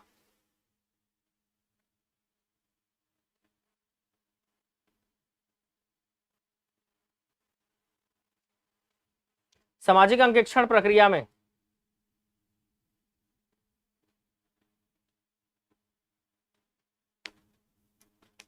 अरे यार, सामाजिक अंकेक्षण प्रक्रिया में पहला शामिल किया जाता है, दूसरा भी, तीसरा भी। ग्राम सभा में समुदायों के बीच अधिकारी या पात्र को वंचित रखना, तो वंचित नहीं रखा जाता है। इसीलिए आंसर आएगा कौन सा शामिल नहीं है, ऑप्शन ए। इसमें से कौन सा सही नहीं है, तो ऑप्शन ए सही नहीं है।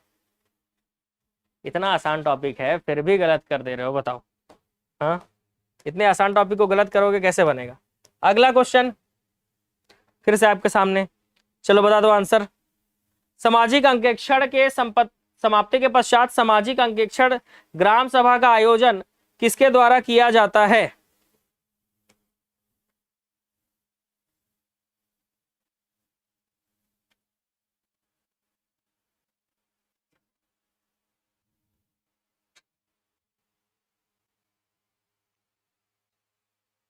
किसके द्वारा किया जाता है भाई? बहुत सारे लोग इसका आंसर बोल रहे हैं सामाजिक अंकेक्षण दल, है ना। बहुत सारे लोग इसका आंसर क्या बोल रहे हैं, सामाजिक अंकेक्षण दल, वो बिल्कुल सही है। नेक्स्ट, सभी क्लस्टरों में निकासी बैंक बैठकों के सुगम आयोजन व्यवस्था हेतु कौन उत्तरदायी होगा? याद रखो, सभी क्लस्टरों में निकासी बैंक बैठकों की सुगम आयोजन की व्यवस्था हेतु कौन उत्तरदायी होता है? तो इसके लिए आंसर ले रहे हो आप जिला कार्यक्रम समन्वयक, बिल्कुल सही आंसर ले रहे हो आप। सामाजिक अंकेक्षण निष्कर्षों और आदेश जिसे अध्यक्षता करने वाले अधिकारी द्वारा पारित किया गया हो, कितने दिवस के भीतर प्रेषित किया जाता है? तो कितने दिवस के भीतर प्रेषित किया जाता है? ठीक से पढ़ो। सामाजिक अंकेक्षण निष्कर्ष और आदेश जिसे अध्यक्षता करने वाले अधिकारी द्वारा पारित किया गया हो, पारित हो गया है, कितने दिन के भीतर प्रेषित किया जाएगा? 2 दिन के भीतर बोल रहे हो।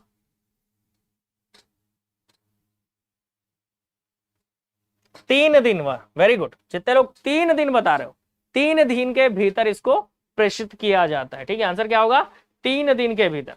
सामाजिक अंकेक्षण निष्कर्षों और आदेश जिसे अध्यक्षता करने वाले अधिकारी द्वारा पारित किया गया हो, किसे प्रेषित किया जाता है? बताओ भाई, किसे प्रेषित किया जाता है? ठीक है, वेरी गुड, जिला कार्यक्रम समन्वयक। और फास्ट ट्रैक आंसर दो भाई, तभी जल्दी कंप्लीट कर पाएंगे, बहुत सारे क्वेश्चन है। छत्तीसगढ़ सामाजिक अंकेक्षण 2015 के संबंध में क्या सही नहीं है? बताओ क्या सही नहीं है? इसमें कुल 15 धाराएं हैं। यह नियम 10 नवंबर 2015 को लागू हुआ। इसका विस्तार मात्र आदिवासी क्षेत्रों में, इसे मनरेगा अधिनियम 2015 के तहत निर्मित किया गया था। तो इसमें कुल 15 धाराएं हैं। यह नियम 10 नवंबर 2015 को लागू हुआ था। अब सी या डी में आंसर लो भाई, ठीक है, सी या डी में आंसर लो, ठीक है, सी या डी में आंसर ले लो, ठीक है।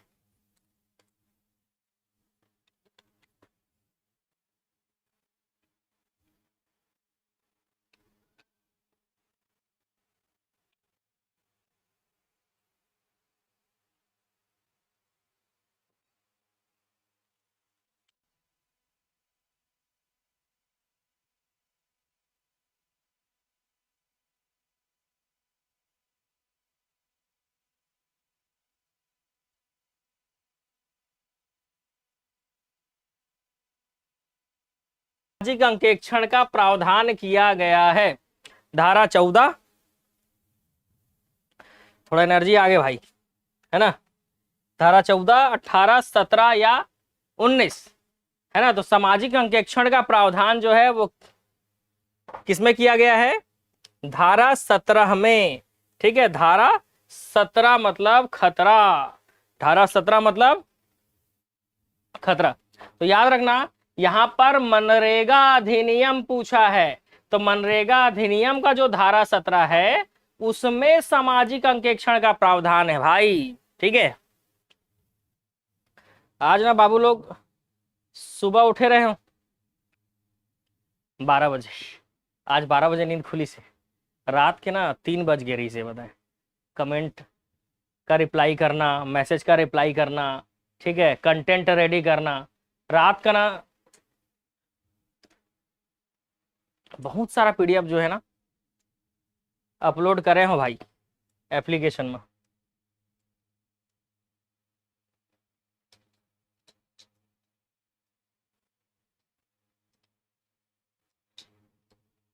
ठीक है, चलो टाइम हो गया इसे, बहुत दर्द है भाई अभी, 2-3 दिन इतना हालत खराब है। बस एक ही काम हो रहा है, सो उठो, कंटेंट रेडी करो, क्लास में, बस खाने पीने का तो होश ही नहीं है। आप सोचो, अभी मैं नाश्ता कर रहा हूँ और समय देख लो क्या हो रहा है। मनरेगा अधिनियम 2005 का 5 के अधिकार किसके तहत सामाजिक संरक्षा करने कहा गया है? मनरेगा अधिनियम 2005 के तहत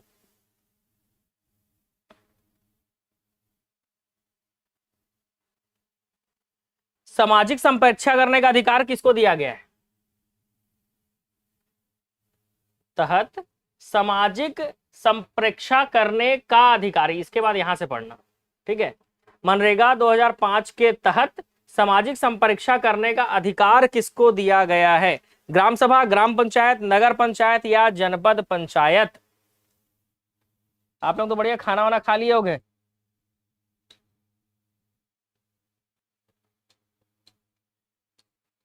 उसमें भी कल एक पता नहीं, जलनहा बोल सकते हैं, जलनहा, उसका क्या मैसेज आया था एप्लीकेशन में, आपका क्लास ना ऑनलाइन में ठीक है ना ऑफलाइन में ठीक है, बताए। मैं नाम पढ़ा, पता है, तुरंत उसका नंबर निकाला और उसको कॉल किया, बताए। अगर वो कॉल उठा लेता ना कल, क्या बताऊं, हिम्मत नहीं हुआ फोन उठाने का। इसीलिए यूट्यूब में कमेंट करते हो तो सोच समझ कर किया करो भाई, बात करने का हिम्मत भी तो होना चाहिए, ठीक है। यूट्यूब में कमेंट कर देते हो और सोचते हो कि हमको पता नहीं कर पाएंगे करके। मेरे को 2 मिनट लगा था कॉल करने में, सिर्फ मैसेज देखते ही, बताए। मैं बोला उठा के दिखाए आज फोन, बताए, इसको याद दिलाता हूँ करके। फिर थोड़ी देर में मैं बोला हो गया, एक शिक्षक के ऊपर ये गुस्सा करना शोभा नहीं देता है करके, फिर इसीलिए मैं दोबारा कॉल नहीं लगाया, ठीक है। लेकिन कई बार ऐसा होता है ना कि दिन रात हम मेहनत कर रहे हैं, फिर भी सामने वाला जो है आलोचना ही किया जा रहा है, तो उसमें क्या होता है, दिमाग खराब हो जाता है एकदम, कई बार होता है, और लोग उकसा देते हैं, बताए कि नहीं एक्शन लो, ऐसा करके होता है।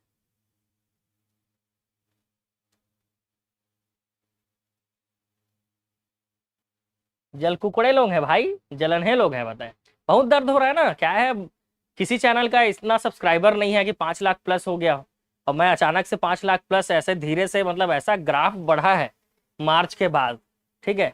वो सारी चीजों को सुधारने से हुई है, बताए। अगर आप किसी चीज के लिए वर्क कर रहे हो, ठीक है, कोई भी काम कर रहे हो, अगर आप सिस्टमेटिक नहीं करोगे, है ना, अगर आप कोई सिस्टम नहीं बना के रखे हो, बिना सिस्टम के आप काम किए जा रहे हो, जैसे पढ़ा रहे हो तो पढ़ा रहे हो तो बस गधे की तरह पढ़ाई जा रहे हो। अरे भाई, अगर आप टीचर हो, ठीक है, अच्छा है, आपका अच्छा नाम है, टीचर हो, लेकिन अगर आप अच्छे टीचर हो तो आपका पढ़ाना बच्चे को समझ में भी तो आना चाहिए, है ना।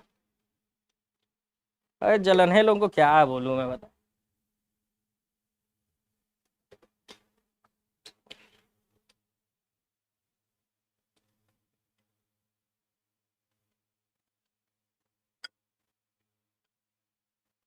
हाँ, मैं इग्नोर कर देता हूँ।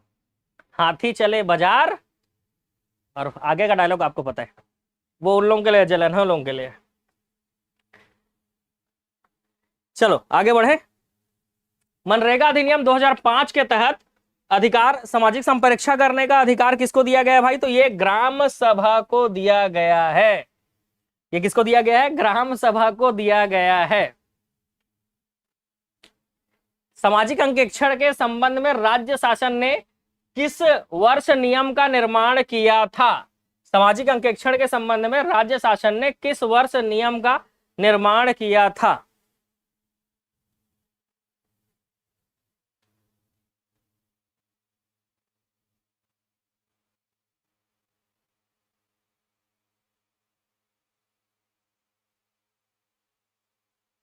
चलो, 2016, 2015, 2018, 2020। तो इस प्रश्न का उत्तर बहुत ही आसान है। देखो, एग्जाम में जाओगे ना तो बहुत सारी चीजें आपको ना कंफ्यूज करेंगे। आप जब एग्जाम में बैठोगे ना, रिलैक्स माइंड को बिल्कुल रिलैक्स रखना, क्योंकि सफल आपको होना है, आपके साथ जुड़े हुए लोगों को नहीं, ठीक है। तो आपको सफल होना है तो आपको अपने आप को रिलैक्स रखना होगा एग्जाम के दिन खास करके, ठीक है। हड़बड़ाना बिल्कुल नहीं है, एग्जाम से डरना बिल्कुल भी नहीं है। छत्तीसगढ़ राज्य सामाजिक अंकेक्षण अधिनियम 2015 में कितने धाराएं हैं? तो 2015 में 15 धाराएं।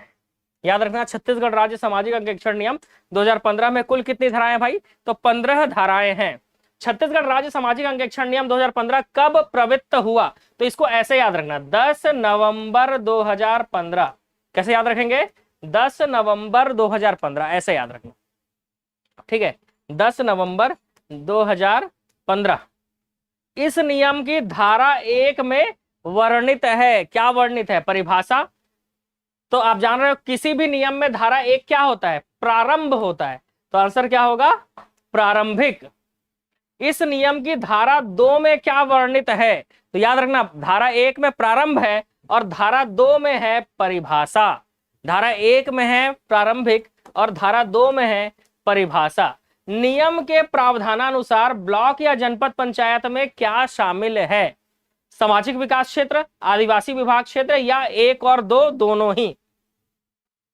चलो भाई फटाक से आंसर बता दो।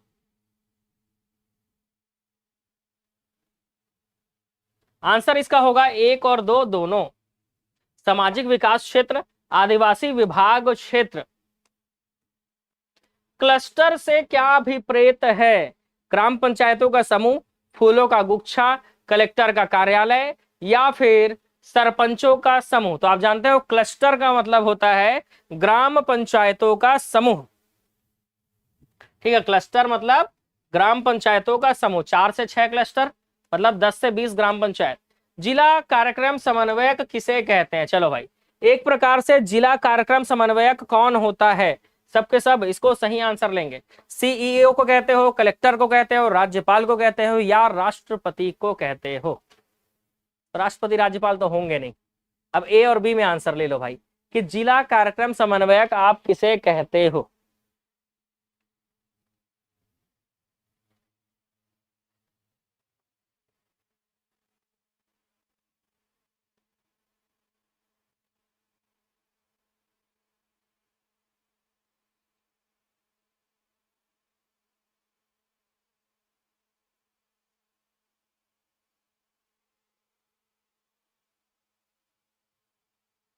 कलेक्टर को। वेरी गुड, आंसर क्या आएगा? कलेक्टर। नेक्स्ट क्वेश्चन, जल्दी से आंसर बताओ। सामाजिक अंकेक्षण संसाधन आधार का उल्लेख किस धारा में है? सामाजिक अंकेक्षण संसाधन आधार का उल्लेख किस धारा में है?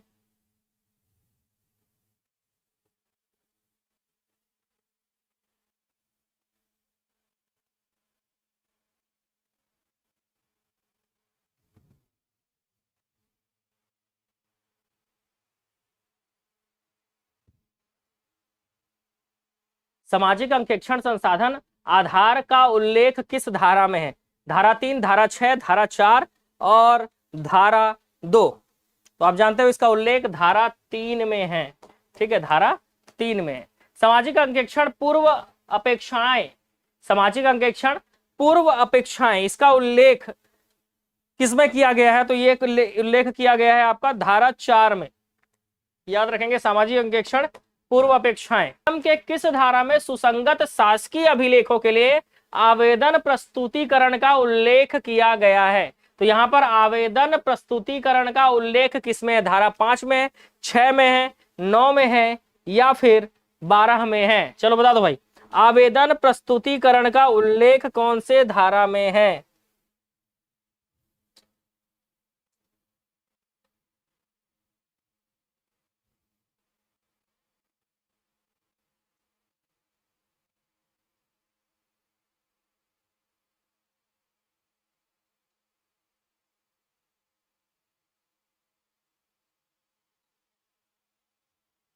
धारा 6 में है। वेरी गुड, इसका आंसर होगा धारा 6 में है। नेक्स्ट क्वेश्चन, मनरेगा अधिनियम 2005 के अंतर्गत सामाजिक अंकेक्षण कार्यक्रम, मनरेगा अधिनियम 2005 के तहत सामाजिक अंकेक्षण ग्राम सभा की अध्यक्षता कौन करता है? तो बताओ, सामाजिक अंकेक्षण ग्राम सभा की अध्यक्षता कौन करेगा? सरपंच, शासन द्वारा नियुक्त शासकीय अधिकारी, सचिव या ग्राम सभा द्वारा नियुक्त उस तिथि के लिए मनोनीत सदस्य? सही आंसर लेना है, इसमें गलत नहीं करना है बिल्कुल।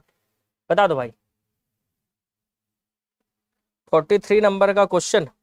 मनरेगा अधिनियम 2005 के अंतर्गत सामाजिक अंकेक्षण ग्राम सभा की अध्यक्षता कौन करता है? तो ग्राम सभा द्वारा नियुक्त उस तिथि के लिए मनोनीत सदस्य, ठीक है, मनोनीत सदस्य। पंचायतों को सामाजिक अंकेक्षण की जानकारी का उल्लेख किस धारा में दिया गया है? तो पंचायतों के लिए सामाजिक अंकेक्षण की जानकारी का उल्लेख जो है धारा 6, धारा 8 या धारा 7 में दिया हुआ है। तो ये आपका दिया हुआ है धारा 6 तो पढ़ चुके हो, 8 भी पढ़ चुके हैं। प्रक्रिया धारा 6 में आवेदन प्रस्तुत करना, 8 के तहत प्रक्रिया है, तो 7 में दिया हुआ है क्या? जानकारी। तो धारा 6 में आवेदन प्रस्तुत करना, 7 के तहत अंकेक्षण की जानकारी और 8 के तहत सामाजिक अंकेक्षण की प्रक्रिया। तो 6, 7, 8 को इसी तरह से याद रखना है। कैसे? 6 में आवेदन प्रस्तुत करना, 6 के तहत आवेदन प्रस्तुत करना, 7 के तहत दिया है आपका सामाजिक अंकेक्षण की जानकारी और 8 के तहत सामाजिक अंकेक्षण की प्रक्रिया। तो ये देखो सामाजिक अंकेक्षण की प्रक्रिया का वर्णन किसमें है? तो धारा 8 में। तो 6, 7, 8 15 धाराएं, आराम से याद हो जाता है। ग्राम सभा का उल्लेख किस धारा में है? चलो भाई, सामाजिक अंकेक्षण ग्राम सभा, तो 6, 7, 8 तो आप पढ़ लिए, ठीक है, 6, 7, 8 को तो आप पढ़ लिए। अब आपको पूछ रहा है कि ग्राम सभा का उल्लेख किसमें है?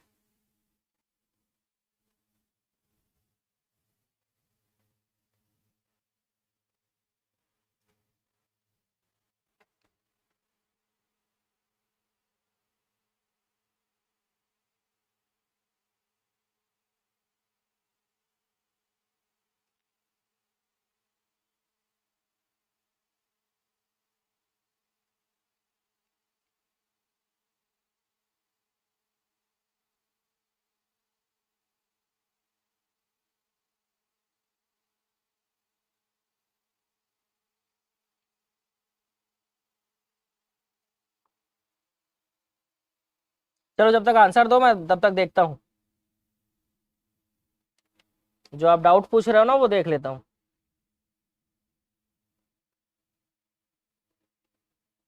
अच्छा, ठीक है, ठीक है।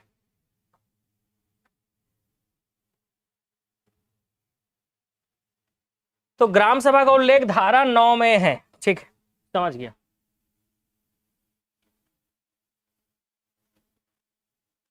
क्रिया विधि समझ रहा था मैं, ये कार्य विधि है भाई, कार्य विधि है। मैं सोच रहा था क्रिया विधि है, ठीक है, तो क्रिया विधि मतलब प्रक्रिया होगा, लेकिन यहाँ पर कार्य विधि लिखा हुआ है। क्वेश्चन नंबर 43 ऐसा लिखना था ना कि सर यहाँ पे कार्य विधि लिखा हुआ है करके, तो मैं समझता हाँ ये धारा 5 में है, कार्य विधि धारा 5 में है और प्रक्रिया धारा 8 में है। क्रिया विधि या प्रक्रिया जो है वो 8 में, ठीक है। इसको सुधार लेना भाई अब, ठीक है। क्वेश्चन नंबर 43 को आप सुधार लेना।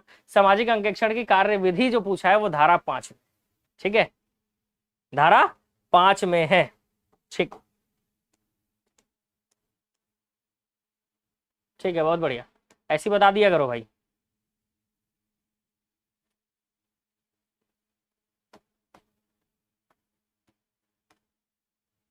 क्लस्टर स्तरीय निकासी बैठक का उल्लेख किस धारा में है?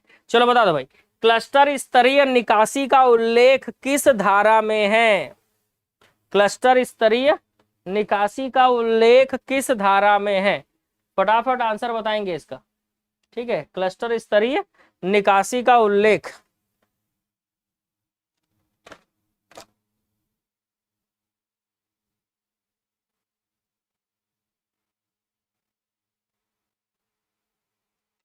चल पीडीएफ में सुधार के डाल दूंगा, ठीक है। क्वेश्चन नंबर 49, क्लस्टर स्तरीय निकासी, निकासी 10 से, धारा 10 से, ठीक है, निकासी धारा 10 से अधिनियम की किस धारा में अनुवर्ती कार्यवाही का उल्लेख है? तो अनुवर्ती कार्यवाही धारा 11 और 12 में प्रशासन की भूमिका, प्रशासन की भूमिका, तो कार्यवाही 11 से और 12 से प्रशासन की भूमिका याद रखना है, 12 से प्रशासन की भूमिका। सामाजिक अंकेक्षण में से मजदूरों को क्या लाभ होता है? आगामी कार्यों की जानकारी, कार्यों का उचित मूल्यांकन, शासकीय सेवाओं और सुविधाओं की जानकारी। तो आप जानते हो सामाजिक अंकेक्षण से ये सभी चीज का लाभ होता है, आगामी कार्यों की जानकारी, कार्यों का उचित मूल्यांकन, शासकीय सेवाओं व सुविधाओं की जानकारी। देखो थ्योरी आप सभी पढ़ लिए होगे, ऑब्जेक्टिव भी बना लिए होगे, लेकिन फिर भी मैं अगर पढ़ा रहा हूं तो आपको आंसर कमेंट करना है। क्यों करना है? ताकि आपको वो चीजें, अगर आप एग्जाम में क्वेश्चन आ जाता है तो आप उसको गलत ना करो, ठीक है। जितने ज्यादा बार पढ़ोगे उतना ज्यादा आपको याद रहेगा। सामाजिक अंकेक्षण हेतु गठित दल का कार्यकाल क्या होता है? चलो भाई बता दो। सामाजिक अंकेक्षण के लिए जो दल गठित किया जाता है उसका कार्यकाल कब तक होता है? 6 माह के लिए, एक ही सामाजिक अंकेक्षण की प्रक्रिया के लिए, 1 वर्ष के लिए, या उपर्युक्त में से कोई नहीं?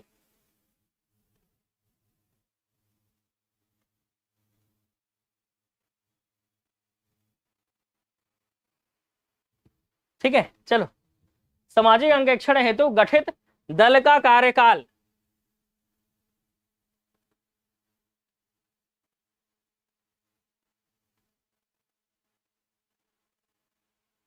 वेरी गुड, एक ही सामाजिक अंकेक्षण की प्रक्रिया तक होता है। सही है आंसर। नेक्स्ट क्वेश्चन, कार्य से संबंधित सूचनाएं किस स्थान पर उपलब्ध होती हैं?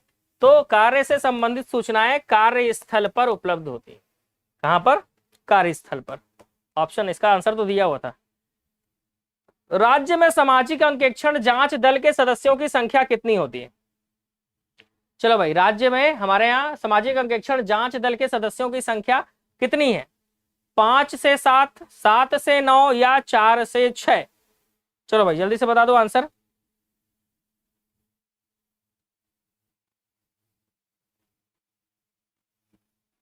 ए, सी, 55C, न्यूनतम 5, अधिकतम 7। सामाजिक अंकेक्षण में निर्णय का प्रमुख आधार क्या होता है? आम सहमति, ग्राम सभा का निर्णय, ग्राम पंचायत का निर्णय, या बहुमत? तो सामाजिक अंकेक्षण में निर्णय का प्रमुख आधार क्या है? बता दो भाई। सामाजिक अंकेक्षण में निर्णय का प्रमुख आधार, जल्दी बोलो भाई।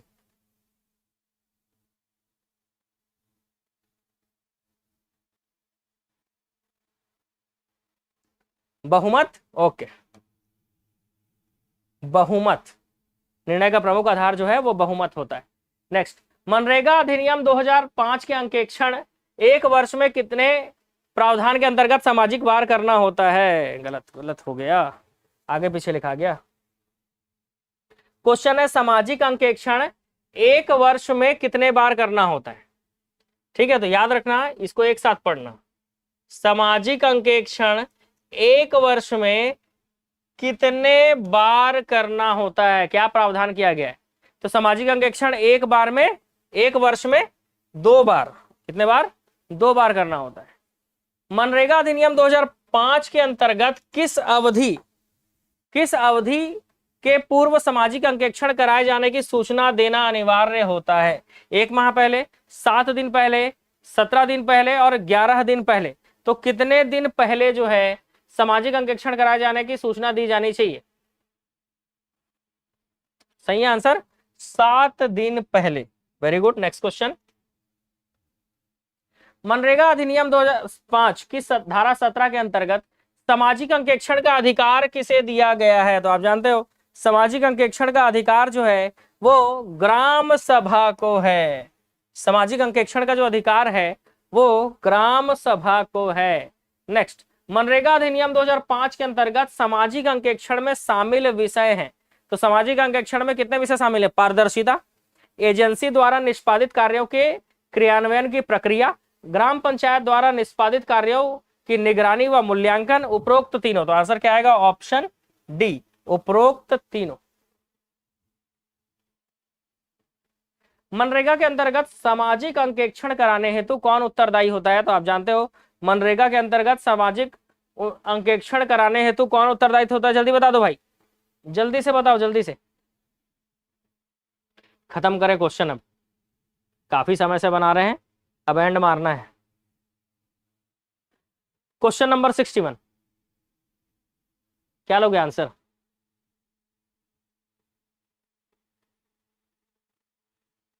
साठ का डी, जय माता दी। हाँ, बी, वेरी गुड। सरपंच, सचिव या रोजगार सहायक, मनरेगा के अंतर्गत सामाजिक अंकेक्षण कराने की जिम्मेदारी इनकी होती है। नेक्स्ट क्वेश्चन, छत्तीसगढ़ सामाजिक अंकेक्षण अधिनियम 2015 के धारा 2 के अंतर्गत निम्नलिखित में से किसकी परिभाषा दी गई है? बता दो भाई, इसमें से किसकी परिभाषा दी गई है? ब्लॉक, जनपद, जीईओ, जीईओ नहीं है, सीईओ है, जिला कार्यक्रम समन्वयक, सामाजिक अंकेक्षण प्रदातागण और क्लस्टर।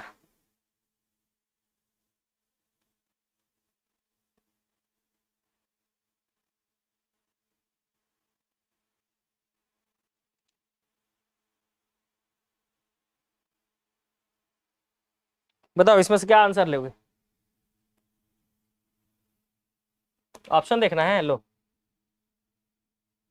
दिख रहा है आंसर। ऑप्शन क्या बोल रहे हो? सभी, 1 2 3 4 5। तो धारा 2 के अंतर्गत ये सभी को शामिल किया गया है, तो आंसर आएगा 1 2 3 4 5, पांचों ही सही है। नेक्स्ट, छत्तीसगढ़ सामाजिक अंकेक्षण 2015 के अंतर्गत धारा 2 के अंतर्गत जिला कार्यक्रम समन्वयक का मतलब क्या है? कार्यक्रम समन्वयक मतलब क्या?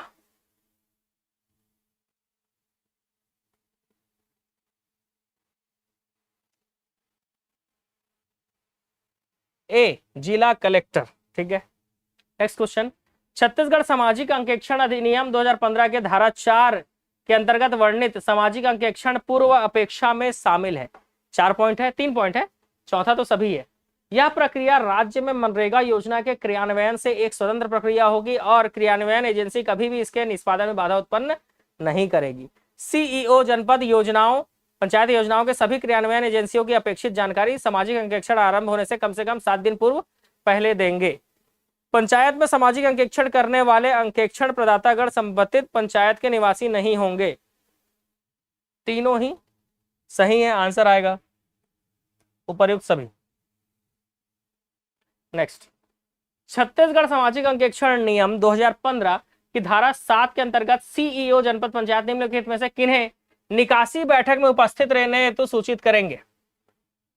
जनप्रतिनिधियों को, मनरेगा योजना से संबंधित पदाधिकारियों को और संबंधित डाकघर और बैंक के प्रतिनिधि को। बताओ भाई,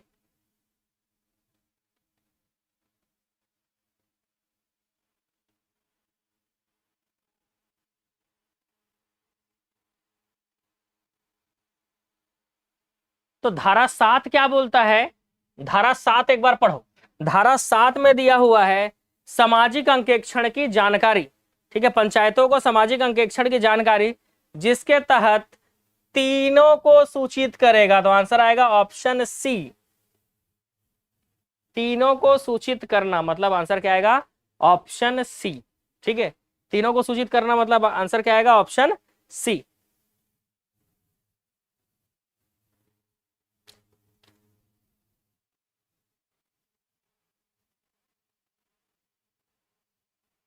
सामाजिक अंकेक्षण के कार्यविधि के संबंध में कौन से कथन गलत है? सामाजिक अंकेक्षण की कार्यविधि में संबंध में जो प्रावधान है वो धारा 6 में दिया है। पहला ही पॉइंट गलत मिल गया भाई, क्योंकि कार्यविधि जो है वो धारा 6 में नहीं है। ये किसमें है भाई? तो धारा 5 में है। अगला पढ़ते हैं, मनरेगा योजना का सामाजिक अंकेक्षण राज्य के सभी पंचायतों में प्रत्येक 6 माह में एक बार सीजीएसयू द्वारा जिला प्रशासन के परामर्श से प्रत्येक वर्ष के आरंभ में सामाजिक अंकेक्षण के निष्पादन संबंधी सारणी पर निर्णय लिया जाता है। ब्लॉक के सभी गांवों को 4 से 6 क्लस्टर में बांटकर एक क्लस्टर में सभी गांवों को एक साथ सामाजिक अंकेक्षण संपादित किया जाता है। बिल्कुल सही। दूसरा, तीसरा, चौथा पॉइंट अच्छे से पढ़ो, सही है। पहला पॉइंट गलत है क्योंकि कार्यविधि 5 में, कार्यविधि जो है धारा 5 में। क्वेश्चन नंबर 43 में पढ़े थे ना इसको। नेक्स्ट, धारा 7, 9, 13 और 15। धारा 7, 9, 13 और 15। देखो 7 में जानकारी है, तो 7 में है जानकारी। 9 में क्या है भाई? ग्राम सभा, सामाजिक अंकेक्षण ग्राम सभा।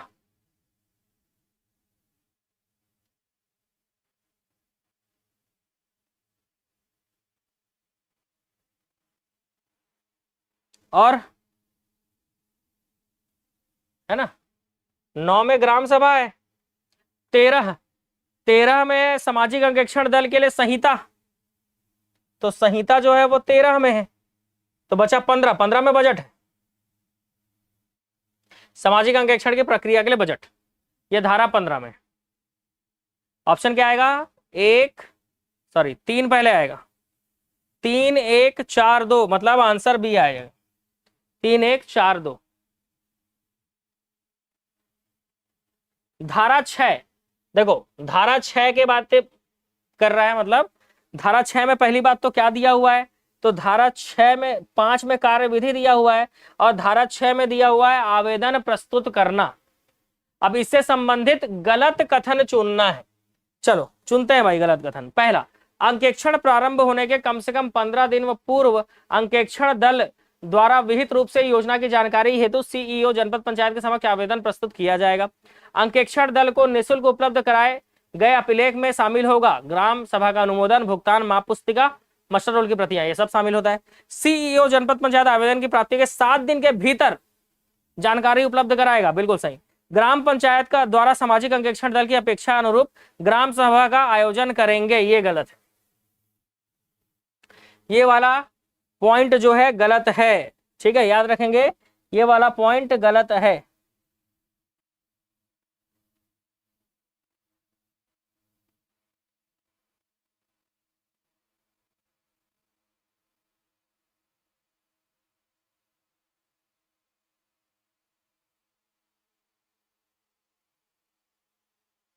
ऑप्शन डी गलत है। सामाजिक अंकेक्षण में ग्राम सभा की भूमिका के संबंध में कौन सा सही? चलो देखते हैं इसमें से कौन सा सही। ग्राम सभा में समुदाय के बीच अधिकारी और पात्र एवं सामाजिक अंकेक्षण प्रक्रिया के बारे में जागरूकता फैलाना, ग्राम सभा में सभी अभिलेखों की उपलब्धता सुनिश्चित करना तथा उपलब्ध सभी लोगों को जानकारी प्रदान करना, ये भी सही है।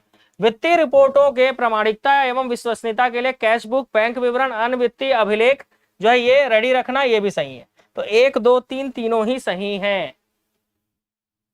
चलो, सामाजिक अंकेक्षण प्रक्रिया के पराकाष्ठा के रूप में आयोजित निकासी बैठक में भाग लेने के लिए सीईओ जिला पंचायत द्वारा निम्नलिखित में से किन्हें आमंत्रित किया जाता है? तो जनप्रतिनिधि को, संबंधित पदाधिकारी को, स्वतंत्र पर्यवेक्षक, मीडिया और मजदूर, मतलब 5 को बुलाया जाता है, तो आंसर आएगा ऑप्शन डी, ठीक है, 5 को बुलाया जाता है, तो सीधी सी बात आंसर क्या जाएगा? Option D. नेक्स्ट, छत्तीसगढ़ सामाजिक अंकेक्षण नियम 2015 की धारा 14 में शामिल प्रावधान है। तो छत्तीसगढ़ सामाजिक अंकेक्षण नियम 2015 की धारा 14, तो धारा 14 क्या बोलता है भाई? तो याद रखना, धारा 14 मतलब समवर्ती सामाजिक अंकेक्षण। इसमें क्या शामिल है देखते हैं, ठीक है। ग्राम में सामाजिक अंकेक्षण की समाप्ति के बाद सामाजिक अंकेक्षक एवं अन्य मजदूर स्वयं के द्वारा माह में एक बार समवर्ती सामाजिक अंकेक्षण का निष्पादन कर सकते हैं। समवर्ती सामाजिक अंकेक्षण प्रक्रिया में प्रस्तुत रिपोर्ट अभिलेख का एक हिस्सा होंगे और क्रियान्वयन एजेंसियों द्वारा जवाब दिया जाएगा, सही। सीईओ जनपद पंचायत द्वारा मासिक बैठक में समवर्ती सामाजिक अंकेक्षण के सभी निष्कर्षों पर त्वरित कार्यवाही की जाएगी। 1 2 3 तीनों ही सही है धारा 14 के तहत। याद रखेंगे धारा 14 के बारे में ये अभी एक क्वेश्चन आया था, ये सही है। निकासी बैठक के सामाजिक निष्कर्षों और आदेश जिसे अध्यक्षता करने वाले अधिकारी द्वारा पारित किया गया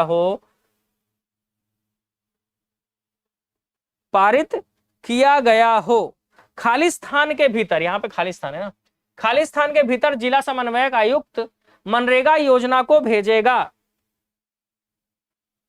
कितने दिन के भीतर? जितने भी सामाजिक निष्कर्ष और आदेश हैं उसको वो 3 दिन के भीतर भेजेगा। आंसर क्या होगा? ऑप्शन बी, 3 दिन के भीतर उसको भेजना होगा। नेक्स्ट क्वेश्चन, अनुवर्ती कार्यवाही, लो अनुवर्ती कार्यवाही के संबंध में कौन सा कथन सही है पूछ रहा है, ठीक से पढ़ो। अनुवर्ती कार्यवाही के संबंध में कौन सा कथन सही है? अगर कोई विषय या अधिनियम का उल्लंघन होता है तो मनरेगा अधिनियम की धारा 19 के तहत स्वयं भी शिकायत के रूप में दर्ज हो जाएगा, बिल्कुल सही। डीपीसी का दायित्व होगा कि वह 15 दिन के भीतर कार्यवाही करे, बिल्कुल सही।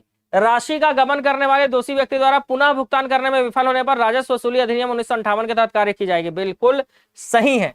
तो तीनों ही पॉइंट यहां पर क्या है, सही है। अनुवर्ती कार्यवाही में तीनों ही पॉइंट हमारा सही है। सामाजिक अंकेक्षण प्रक्रिया के लिए बजट के संबंध में क्या सही है?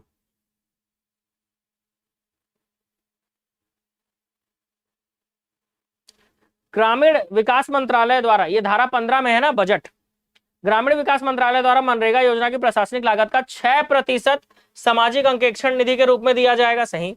यह निधि मनरेगा योजना के अंतर्गत वार्षिक व्यय के कम से कम 0.5 से 1% तक आवंटित की जाएगी। ये भी सही है। सामाजिक अंकेक्षण निधि का उपयोग मनरेगा योजना के सामाजिक अंकेक्षण के निष्पादन के लिए किया जाता है। ये भी आपका क्या है, सही है। ठीक है, ये भी आपका सही है। ठीक है, तो आंसर क्या आएगा, 1 2 3 सही है, तो आंसर आएगा ऑप्शन डी। ठीक है, आराम से पढ़ो लेकिन जल्दी आंसर देना है ना। वरिष्ठ और कनिष्ठ सामाजिक अंकेक्षण प्रदातागण एवं ग्रामीण अंकेक्षक निम्नलिखित में से किस आचार संहिता का अनुपालन करेंगे? चलो भाई, कौन कौन से आचार संहिता का अनुपालन करेंगे, जल्दी से बता दो।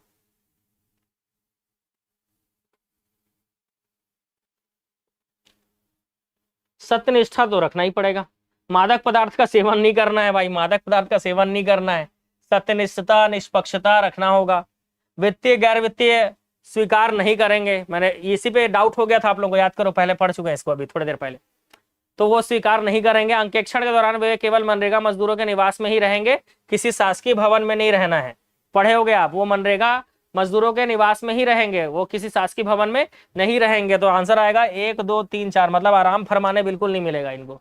तो आंसर आएगा 1 2 3 4।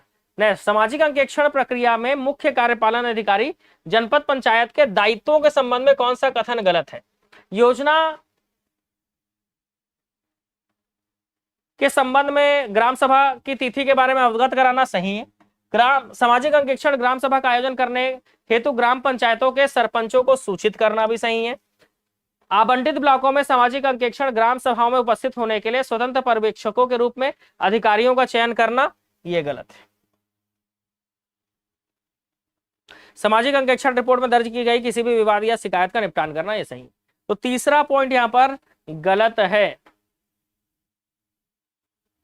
ना। स्वतंत्र पर्यवेक्षकों को अधिकारियों के रूप में चयन करना, यह गलत है। ऑप्शन सी गलत है। नेक्स्ट, सामाजिक अंकेक्षण निष्कर्षों पर अनिवर्ती कार्यवाही का उत्तरदायित्व किनका होगा?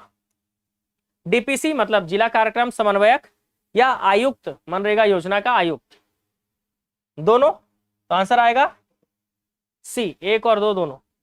नेक्स्ट क्वेश्चन, सामाजिक अंकेक्षण प्रक्रिया में जिला कार्यान्वयन समन्वयक या सीईओ जिला पंचायत के दायित्वों के संबंध में कौन सा विकल्प गलत है?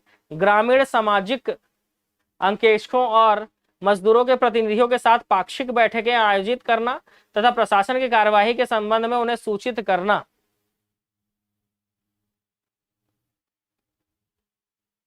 ये तो सही है।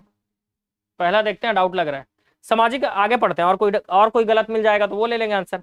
सामाजिक अंकेक्षण निकासी बैठकों में या तो वे स्वयं अथवा इनकी ओर से नामांकित अधिकारी उपस्थित होंगे, सही। सामाजिक अंकेक्षण के निष्पादन के दौरान अपेक्षित रीति में प्रशासनिक तंत्र के साथ सहयोग सुनिश्चित करना, यह भी सही है। मतलब 99% यही गलत है। आज का सेशन समाप्त। तो फाइनली ग्रामीण विकास जो है वो कंप्लीट। ग्रामीण विकास में को मैंने कंप्लीट करा दिया, पंचायती राज भी मैंने कंप्लीट कर दिया है। और कल रात को काफ़ी समय हो गया था, इसीलिए आज क्लास लेने में भी लेट हो गया। ठीक है, वैसे भी यार क्लास लेना है बोलकर, मैं सही बताऊँ ना तो मूवी देखना मेरे को बहुत पसंद है। ठीक है, सोना भी पसंद है और शूटिंग करना भी पसंद है, लेकिन और मोबाइल चलाना तो बहुत पसंद है भाई। लेकिन ये सारी चीज़ों को मैं इसलिए छोड़ दिया हूँ, ठीक है, ताकि मैं आप लोग को ज़्यादा से ज़्यादा समय दे सकूँ। ठीक है, तो मोबाइल चलाना छोड़ देना, मूवी देखना छोड़ देना, ठीक है, ये सारी चीज़ें जो है मैं आप लोगों के लिए ही कर रहा हूँ। ठीक है, ताकि आपको ज़्यादा से ज़्यादा चीज़ें जो है समझा सकूँ। पूरा देखो, पंचायत में भी चले जाना, मैं छत्तीसगढ़ के इतिहास का भी मैंने पीडीएफ पूरा अपलोड कर दिया है ना। छत्तीसगढ़ के इतिहास का भी दिखा देता हूँ मैं, क्योंकि कुछ लोगों को सही में नहीं पता रहता है। इसीलिए मैसेज भी करते हैं कि सर वो क्लास अपडेट नहीं हुआ या पीडीएफ अपडेट नहीं हुआ, ऐसा करके मैसेज आता है। ठीक है, वो ना पता होने के कारण ही आता है। बाकी मैं आपको कंटेंट दिखा देता हूँ। देखो एप्लीकेशन में जैसे ही आप जाओगे ना, तो ये एडीओ का जो कोर्स है, ये ऑब्जेक्टिव जो कोर्स है 20,000 प्लस ऑब्जेक्टिव वाले में, आप देखना कल मैं कितना सारा पीडीएफ अपलोड किया हूँ भाई। ठीक है, देखो ग्रामीण विकास की 4 क्लासेस हुई है, सबका पीडीएफ अपलोड है। अभी आज 5वां क्लास है, वो भी अपलोड हो जाएगा, कंप्लीट ग्रामीण विकास है ना। छत्तीसगढ़ जीके में छत्तीसगढ़ के इतिहास के ऑब्जेक्टिव में ये मध्यकालीन तक अपलोड था, आधुनिक का अपलोड नहीं था, तो आधुनिक का मैंने तीनों पार्ट अपलोड किया है कल।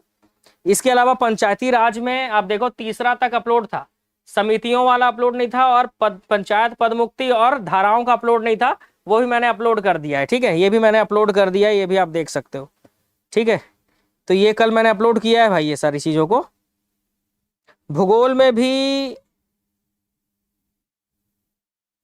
अपवाह तंत्र को अपलोड कर दिया है मैंने, है ना, अपवाह तंत्र अपलोड हो गया है। लगभग सारी चीजें अब मैंने कंप्लीट कर दी। इसके अलावा हिंदी, हिंदी के लिए भी एक क्लासेस, और उसके साथ ये हिंदी का पीडीएफ और ये हिंदी का ऑब्जेक्टिव पीडीएफ, 1 2 3 में नहीं है, ये हिंदी ऑब्जेक्टिव अलग से लिखा हुआ है, इसमें हिंदी का ऑब्जेक्टिव पीडीएफ मैंने अपलोड कर दिया है। ठीक है, तो ये सब मैंने कर दिया है कंप्लीट।